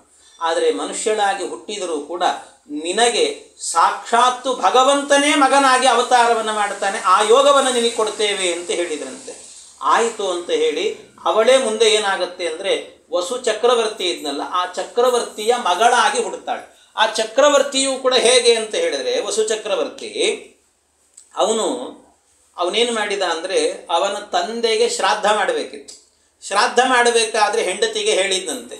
ಹೆಂಡತಿಗೆ ಹೇಳಿದ, ಹೆಂಡತಿಗೆ ನಾನು ಶ್ರಾದ್ದ ಮಾಡಬೇಕು, ಆದ್ದರಿಂದ ಶ್ರಾದ್ದ ಮಾಡಲಿಕ್ಕೆ ಒಂದಷ್ಟು ಪದಾರ್ಥಗಳನ್ನು ತಗೊಂಡು ಬರ್ತೇನೆ ಅಂತ ಹೇಳಿ ಕಾಡಿಗೆ ಹೋದನಂತವನು. ಕಾಡಿಗೆ ಹೋದಂಥ ವ್ಯಕ್ತಿ ಪದಾರ್ಥಗಳನ್ನು ತರಬೇಕಲ್ವ, ಪದಾರ್ಥಗಳನ್ನು ತರಲಿಕ್ಕೆ ಅಂತ ಹೋದವನಿಗೆ ಇದ್ದಕ್ಕಿದ್ದಾಗೆ ಚಂದ್ರೋದಯ ಆಯಿತು ಸಾಯಂಕಾಲದ ಹೊತ್ತಿಗೆ. ಆ ಚಂದ್ರೋದಯದ ಕಾಲದಲ್ಲಿ ಮನಸ್ಸಿನ ಮೇಲೆ ಪರಿಣಾಮಗಳು ಬೀರಿತವನಿಗೆ. ಆ ಪರಿಣಾಮ ಬೀರಿದಾಗ ಅವನ ಹೆಂಡತಿಯ ಮುಖ ನೆನಪಾಯಿತಂತವನಿಗೆ. ಹೆಂಡತಿಯ ಮುಖ ನೆನಪಾದ ಕೂಡಲೇ ಅವನಿಗೆ ಆ ಹೆಂಡತಿಯನ್ನು ಸ್ಮರಣೆ ಮಾಡಿಕೊಂಡು ಅವನಿಗೆ ಏನಾಯಿತು ಅಂತ ಹೇಳಿದರೆ ಆಗ ಅವನಿಗೆ ಆ ಸಂದರ್ಭದಲ್ಲಿ ರೇತಸ್ಖಲನ ಎನ್ನುವಂಥದ್ದಾಗತ್ತೆ. ಆ ರೇತಸ್ಖಲನ ಆದಾಗ ಹಿಂದಿನ ಕಾಲದಲ್ಲೆಲ್ಲ ರಾಜರೆಲ್ಲರೂ ಕೂಡ ಹೇಗೆ ಹೋಗ್ತಿದ್ರು ಅಂದರೆ, ಅವರೆಲ್ಲ ಎಲ್ಲಿಯಾದರೂ ಹೋದರೆ ಏನಾದರೂ ಸಮಸ್ಯೆ ಆದರೆ ಆಗ ತನ್ನ ಪಟ್ಟಣಕ್ಕೆ ಸುದ್ದಿ ಮುಟ್ಟಬೇಕಲ್ಲ, ಅದಕ್ಕೆ ಹೋಗುವಾಗ ಒಂದು ಗಿಡುಗವನ್ನು ಪಾರಿವಾಳವನ್ನು ಹಿಡ್ಕೊಂಡು ಹೋಗ್ತಿದ್ರಂತೆ. ಆ ಪಾರಿವಾಳ ಏನು ಮಾಡುತ್ತಿತ್ತು, ಸಂದೇಶವನ್ನು ತಂದು ಹೇಳ್ತಿತ್ತಂತೆ. ಹಾಗೆ ಈಗೆಲ್ಲ ನಾವು ಎಲ್ಲಿ ಹೋದ್ರೂ ಮೊಬೈಲ್ ಹಿಡ್ಕೊಂಡಿರ್ತೀವಿ. ಹಾಗೆ ಆ ಕಾಲದಲ್ಲಿ ಒಂದು ಪಾರಿವಾಳ ಅಥವಾ ಗಿಡುಗಗಳನ್ನು ಹಿಡ್ಕೊಂಡು ಹೋಗ್ತಿದ್ರಂತೆ. ಆ ಗಿಡುಗವನ್ನು ಹಾಗೊಂದು ಪಾರಿವಾಳವನ್ನು ಹಿಡ್ಕೊಂಡು ಹೋಗಿದ್ದ ಅವನು. ಆ ಪಾರಿವಾಳವನ್ನು ಹಿಡ್ಕೊಂಡು ಹೋದಾಗ ಅವನಿಗೆ ಏನು ರೇತಸ್ಖಲನ ಆಯಿತು, ಆ ರೇತಸ್ಸನ್ನು ಏನು ಮಾಡ್ತಾನೆ, ಒಂದು ದೊನ್ನೆಯಲ್ಲಿ ಹಾಕ್ತಾನೆ. ಆ ದೊನ್ನೆಯಲ್ಲಿ ಹಾಕಿ ಆ ರೇತಸ್ಸನ್ನು ಪಾರಿವಾಳಕ್ಕೆ ಕೊಟ್ಟು ಹೇಳ್ತಾನಂತೆ, ಇದನ್ನು ನನ್ನ ಹೆಂಡತಿಗೆ ಇದನ್ನು ಸ್ವೀಕಾರ ಮಾಡಲಿಕ್ಕೆ ಹೇಳು, ಗರ್ಭಧಾರಣೆಯನ್ನು ಮಾಡಲಿಕ್ಕೆ ಹೇಳು ಅಂತ ಹೇಳಿ ಕಳಿಸಿದಂತೆ. ಅದನ್ನು ಹೇಳಿ ಕಳಿಸಿದರೆ ಆಯಿತು ಅಂತ ಆ ಪಾರಿವಾಳ ಆ ದೊನ್ನೆಯನ್ನು ಹಿಡಿದುಕೊಂಡು ಹೋಯಿತು. ಹೋಗುವಾಗ ಏನಾಯಿತು, ಆ ದೊನ್ನೆಯನ್ನು ರಾಜ ಕೊಟ್ಟದ್ದು, ಅದನ್ನು ಸಂರಕ್ಷಣೆ ಮಾಡಬೇಕು ಅನ್ನೋ ದೃಷ್ಟಿಯಿಂದಾಗಿ ಅದು ಬಹಳ ಜಾಗ್ರತೆಯಿಂದ ತೊಗೊಂಡು ಹೋಗ್ತಿತ್ತು, ಬಚ್ಚಿಟ್ಟುಕೊಂಡು. ಆಗ ಸುತ್ತಮುತ್ತಲು ಅನೇಕ ಗಿಡುಗಗಳು ನೋಡಿದ್ವಂತೆ. ಆ ಗಿಡುಗಗಳೆಲ್ಲ ನೋಡುವಾಗ ಇದು ಬಚ್ಚಿಟ್ಟುಕೊಂಡು ತೊಗೊಂಡು ಹೋಗ್ತಿದೆ ಅಂದರೆ ಇದರಲ್ಲಿ ಏನೋ ಇರಬೇಕು, ಆಹಾರ ಇರಬೇಕು, ನಾವು ಇದನ್ನು ಸ್ವೀಕಾರ ಮಾಡಬೇಕು ಅಂತಂದುಕೊಂಡು ಅವು ಓಡೋಡಿ ಬರಲಿಕ್ಕೆ ಶುರು ಮಾಡಿದ್ವಂತೆ. ಓಡೋಡಿ ಬಂದು ಇದರ ಮೇಲೆ ದಾಳಿ ಮಾಡಿದ್ವಿ ಎಲ್ಲವೂ ಕೂಡ. ಇದು ರಕ್ಷಣೆ ಮಾಡಿತು, ಕೊನೆಗೆ ಇದು ಕೈಲಾಗಲಿಲ್ಲ. ಕೊನೆಗೆ ಏನು ಮಾಡಿತಂತೆ, ಆ ದೊನ್ನೆಯನ್ನು ಮಗುಚಿ ಕೆಳಗೆ ಹಾಕಿತಂತ. ಮಗುಚಿ ಕೆಳಗೆ ಹಾಕಿದಾಗ ಸರಿಯಾಗಿ ಒಂದು ಸಮುದ್ರದ ಒಳಗೆ ಬಿತ್ತಂಥದ್ದು. ಆ ಸಮುದ್ರದ ಒಳಗೆ ಬೀಳಬೇಕಾದ್ರೆ ನೀರಿಗೆ ಬಿದ್ದ ಕೂಡಲೇ ಕೆಲವೆಲ್ಲ ಏನಿರ್ತಾವೆ ಅಂದರೆ, ಕೆಲವು ಮೀನುಗಳಿರ್ತವೆ. ಆ ಮೀನುಗಳು ನೀರಿಗೆ ಏನಾದರೂ ಬಿದ್ದರೆ ಸಾಕು ಮೊದಲು ನುಂಗಿ ಬಿಡಬೇಕು ಅಂತ ಬರ್ತಿರ್ತಾವೆ ಆ ಪದಾರ್ಥವನ್ನು. ಹಾಗೆ ಇದು ಕೆಳಗೆ ಬಿದ್ದ ಕೂಡಲೇ ಆ ರೇತಸ್ಸು ನೀರಿಗೆ ಬೀಳಲಿಕ್ಕಿಲ್ಲ. ಕೂಡಲೇ ಒಳಗೊಂದು ಮೀನಿತ್ತು, ಆ ಮೀನು ಬಂದು ಅದನ್ನು ನುಂಗಿತಂತೆ. ಆ ಮೀನು ಅದನ್ನು ನುಂಗಿದ ಕೂಡಲೇ ಆ ಮೀನು ಎನ್ನುವಂಥದ್ದು ಒಳಗಡೆ ಇತ್ತು ಹಾಗೆ. ಆದರೆ ಇವನ ರೇತಸ್ಸನ್ನು ನುಂಗಿದ್ದರಿಂದಾಗಿ ಆ ಮೀನೇ ಗರ್ಭಿಣಿ ಆಯಿತಂತೆ. ಅದು ಹೆಣ್ಣು ಮೀನು ನುಂಗಿತ್ತು. ಮತ್ತೆ ಅದು ಹೆಣ್ಣು ಮೀನು ನುಂಗಿತ್ತು, ಗರ್ಭಿಣಿ ಆಯಿತು. ಅಲ್ಲಿ ಒಬ್ಬ ಏನಾಗಿತ್ತು ಅಂದರೆ, ಒಬ್ಬ ರಾಜ, ಅದು ಏನಂತಾರೆ ಬೆಸ್ತರ ರಾಜ, ದಾಶರಾಜ ಅಂತ ಹೆಸರು ಅವನಿಗೆ. ಆ ದಾಶರಾಜ ಏನು ಮಾಡಿದಂತೆ, ಅವನು ದಾಶರಾಜ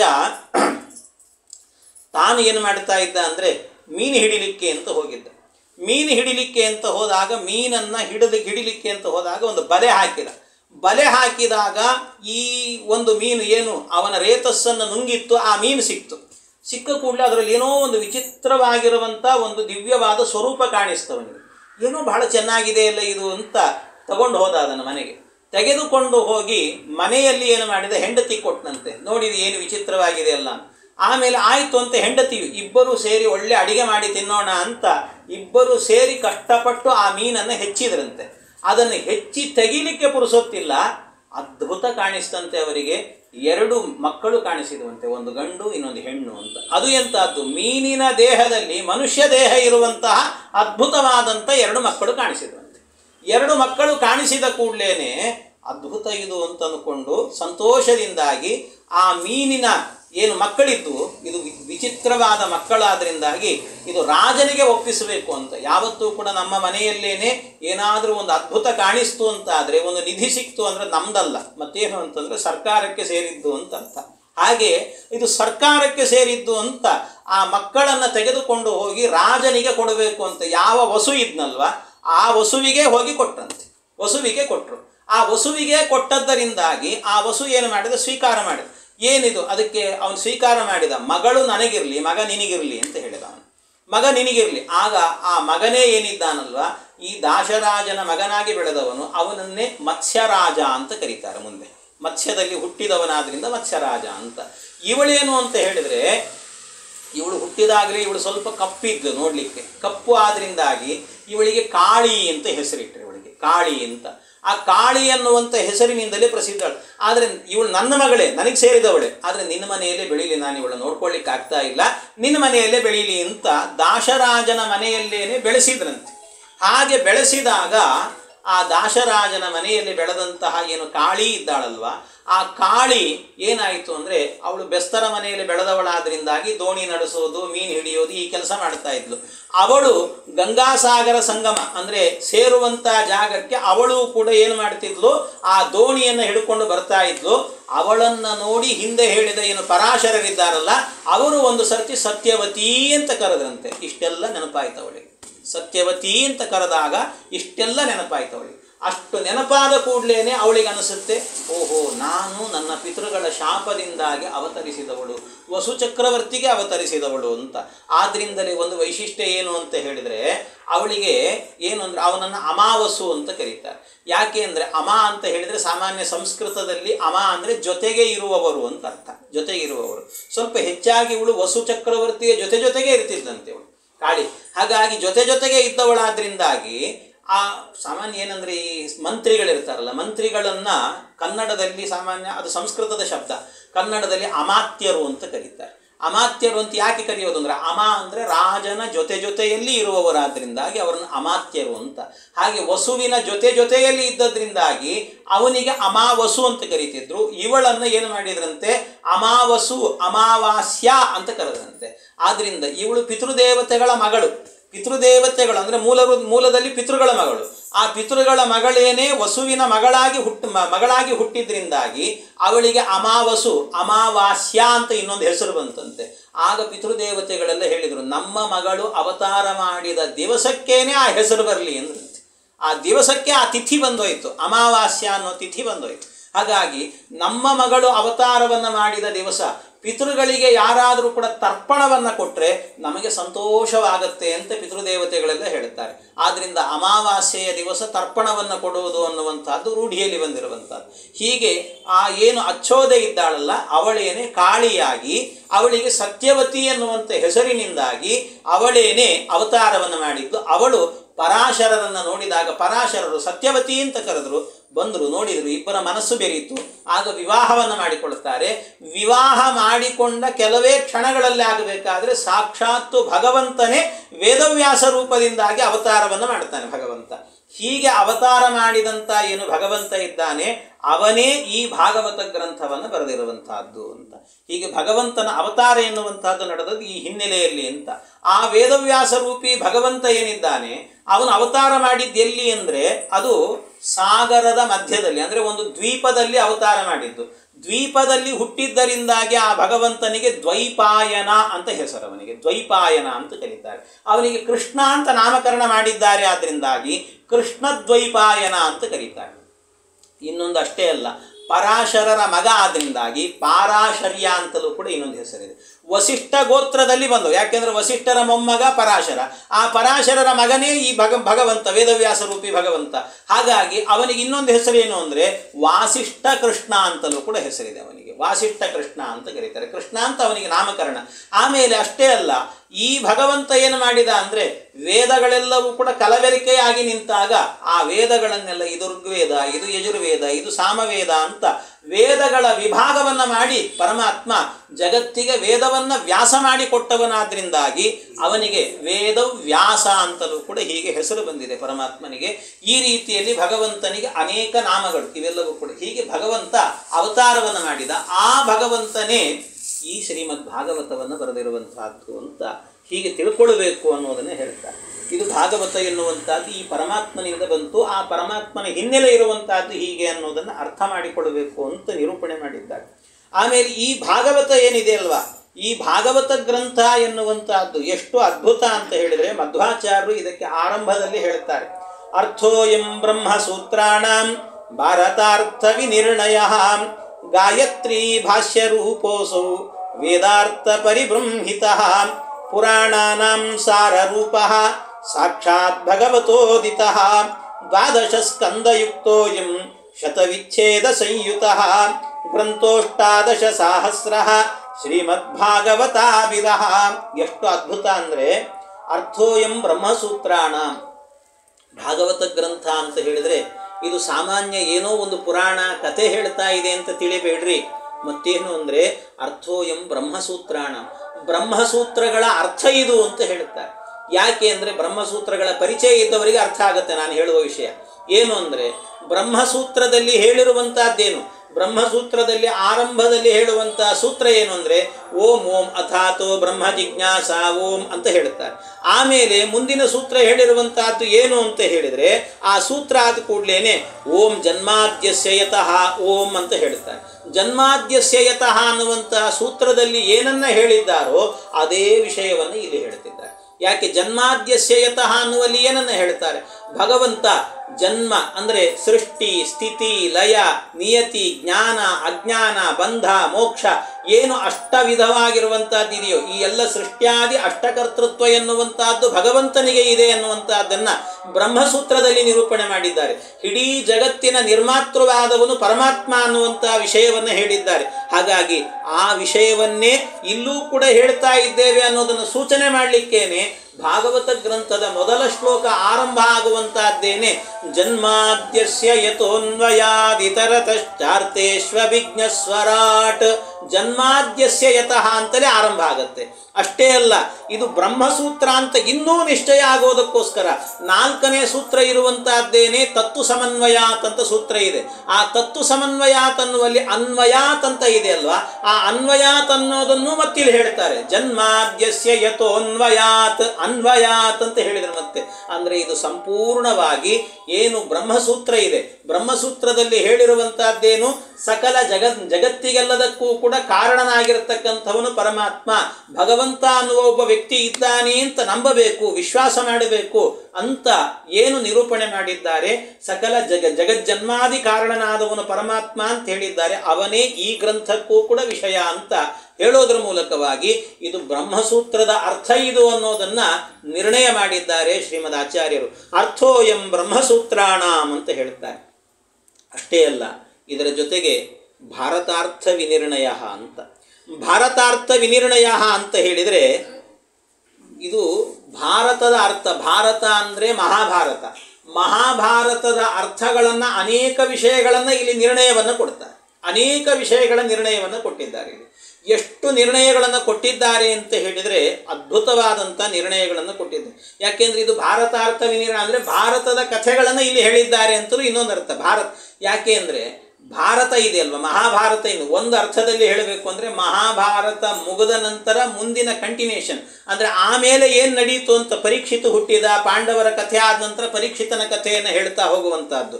ಹಾಗಾಗಿ ಭಾರತದ ಕಥೆಯ ನಂತರದ ಕಥೆ ಇದು ಅಂತಲೂ ಒಂದು ಅರ್ಥ. ಇನ್ನೊಂದು ಅಷ್ಟೇ ಅಲ್ಲ, ಮಹಾಭಾರತದಲ್ಲಿ ಏನು ಮಾಡಿದ್ದಾರೆ ಅಂದರೆ ಕೃಷ್ಣನ ಕಥೆಯನ್ನು ಹೇಳಿದ್ದಾರೆ. ಆದರೆ ಕೃಷ್ಣನ ಕಥೆ ಹೇಗೆ ಹೇಳಿದ್ದಾರೆ ಅಂತಂದರೆ ಕೃಷ್ಣನ ಕಥೆ ಎನ್ನುವಂತಹದ್ದು ಸುಮಾರು 25 ವರ್ಷದಿಂದ 50 ವರ್ಷದ ತನಕಲೂ ಕೂಡ ಕೃಷ್ಣನ ಕಥೆಯನ್ನು ಹೇಳಿದ್ದಾರೆ. ಕೃಷ್ಣ ಒಟ್ಟು ಜಗತ್ತಿನಲ್ಲಿ ಇದ್ದದ್ದು ಎಷ್ಟು ಅಂದರೆ 106 ವರ್ಷಗಳ ಕಾಲ ಇದ್ದ.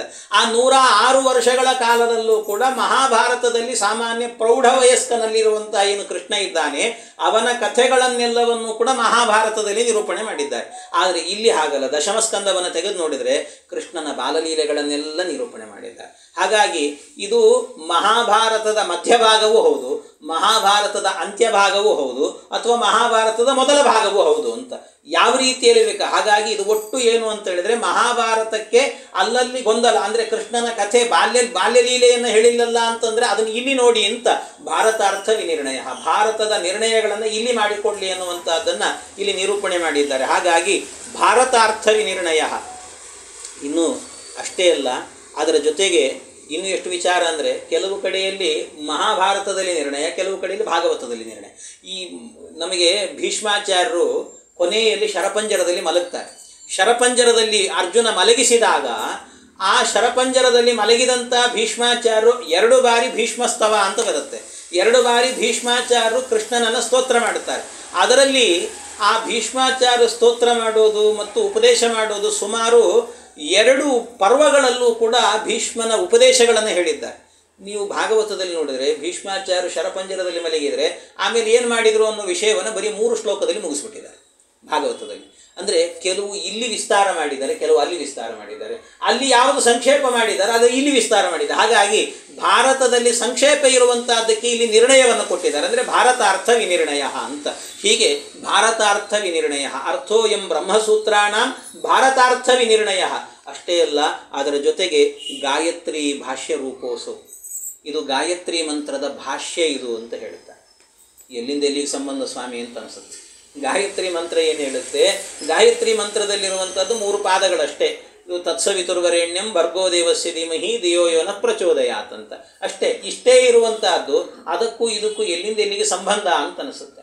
ಎಷ್ಟು ಅದ್ಭುತ ಅಂದರೆ ನೀವು ವಿಚಾರ ಮಾಡ್ತಾ ಹೋದಂತೆ ಬಹಳ ಅದ್ಭುತವಾಗಿ ತೆರೆದುಕೊಳ್ಳುತ್ತೆ ಈ ಭಾಗವತ ಎನ್ನುವಂಥದ್ದು. ಎಷ್ಟು ತೆರೆದುಕೊಳ್ಳುತ್ತೆ ಅಂದರೆ ನೋಡಿ, ಭಾಗವತದಲ್ಲಿ ಹೇಳಬೇಕಾದ್ರೆ ಗ್ರಂಥ ಅಷ್ಟಾದಶ ಸಹಸ್ರ ಅಂತ ಹೇಳ್ತಾರೆ. ಇದರಲ್ಲಿ ಎಷ್ಟು ಗ್ರಂಥಗಳಿದ್ದಾವೆ ಅಂದರೆ, ಗ್ರಂಥ ಅಂದರೆ ಈ ಒಂದು ಗ್ರಂಥ ಅಂದರೆ 32 ಅಕ್ಷರಗಳ ಗುಂಪಿಗೆ ಒಂದು ಗ್ರಂಥ ಅಂತ ಕರೀತಾರೆ. 32 ಅಕ್ಷರಗಳ ಗುಂಪಿಗೆ.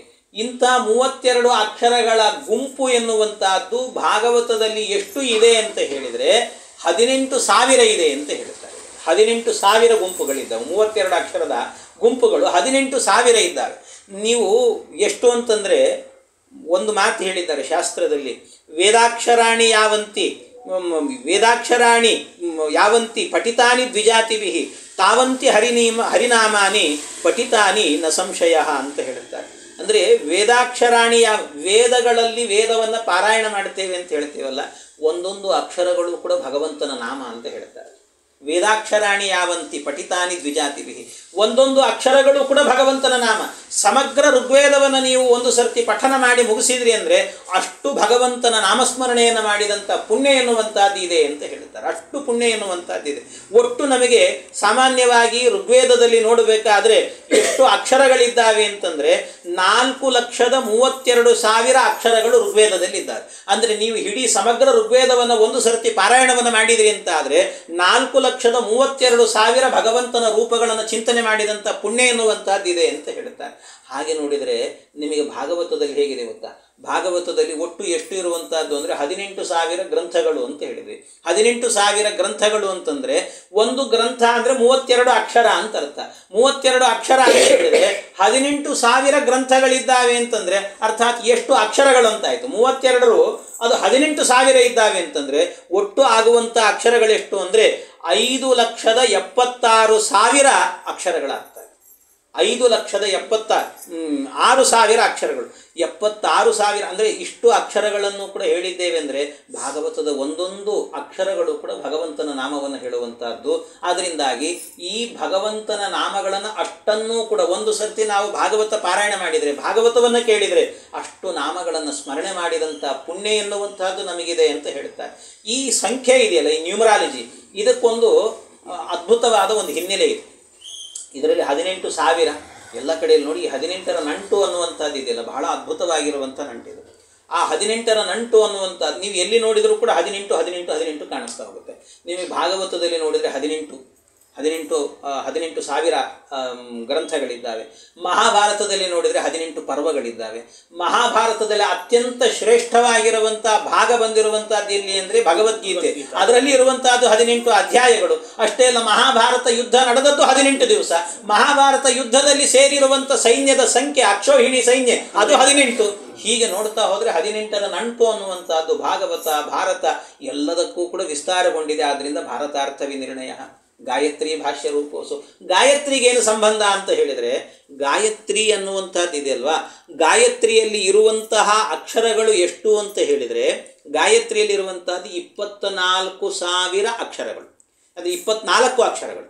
24 ಅನ್ನುವಂಥದ್ದು ಇದೆಯಲ್ವಾ, ನೀವು 24 ಅನ್ನುವಂಥದ್ದನ್ನು ಹೇಗೆ ಹಂಚಬೇಕು ಅಂದರೆ, ನೀವು ಒಂದು ಭಾಗಿಸ್ಬೇಕು.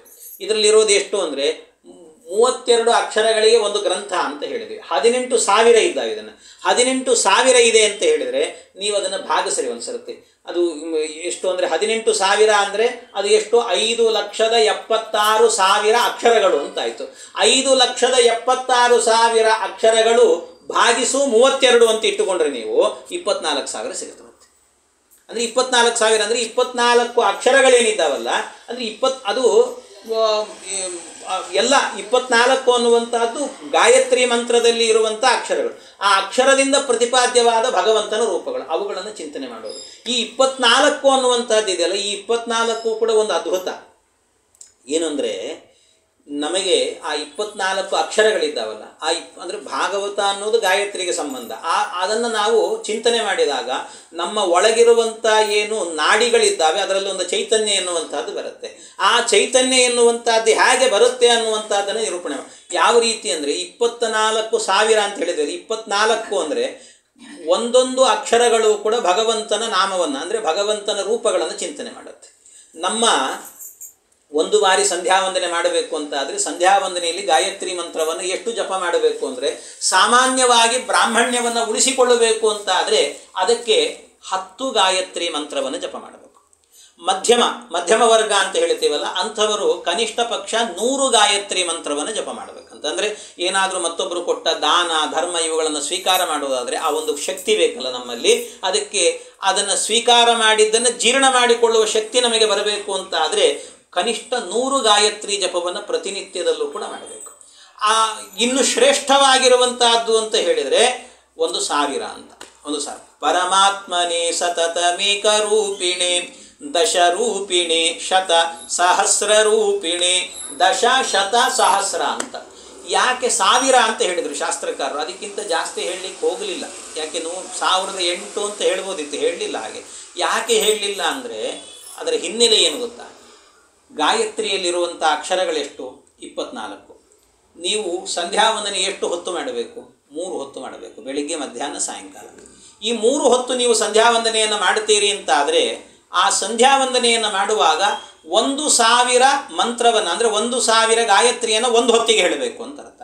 ಒಂದು ಹೊತ್ತಿಗೆ 1000 ಹೇಳ್ತೀರಿ ಅಂತ ಆದರೆ ಹಾಗಾದರೆ 24 ಅಕ್ಷರಗಳನ್ನು ಕೂಡ ಎಷ್ಟು ಹೇಳಿದ್ರಿ? 1000 ಬಾರಿ ಹೇಳಿದೆ ಅಂದರೆ ಒಂದೊಂದು ಅಕ್ಷರಗಳಿಂದ ಒಂದೊಂದು ರೂಪಗಳನ್ನು 1000 ಬಾರಿ ಹೇಳಿದಂತೆ. ಅಂದರೆ 24,000 ಭಗವಂತನ ರೂಪಗಳನ್ನು ಚಿಂತನೆ ಮಾಡಿದಂತೆ ಆಗುತ್ತೆ.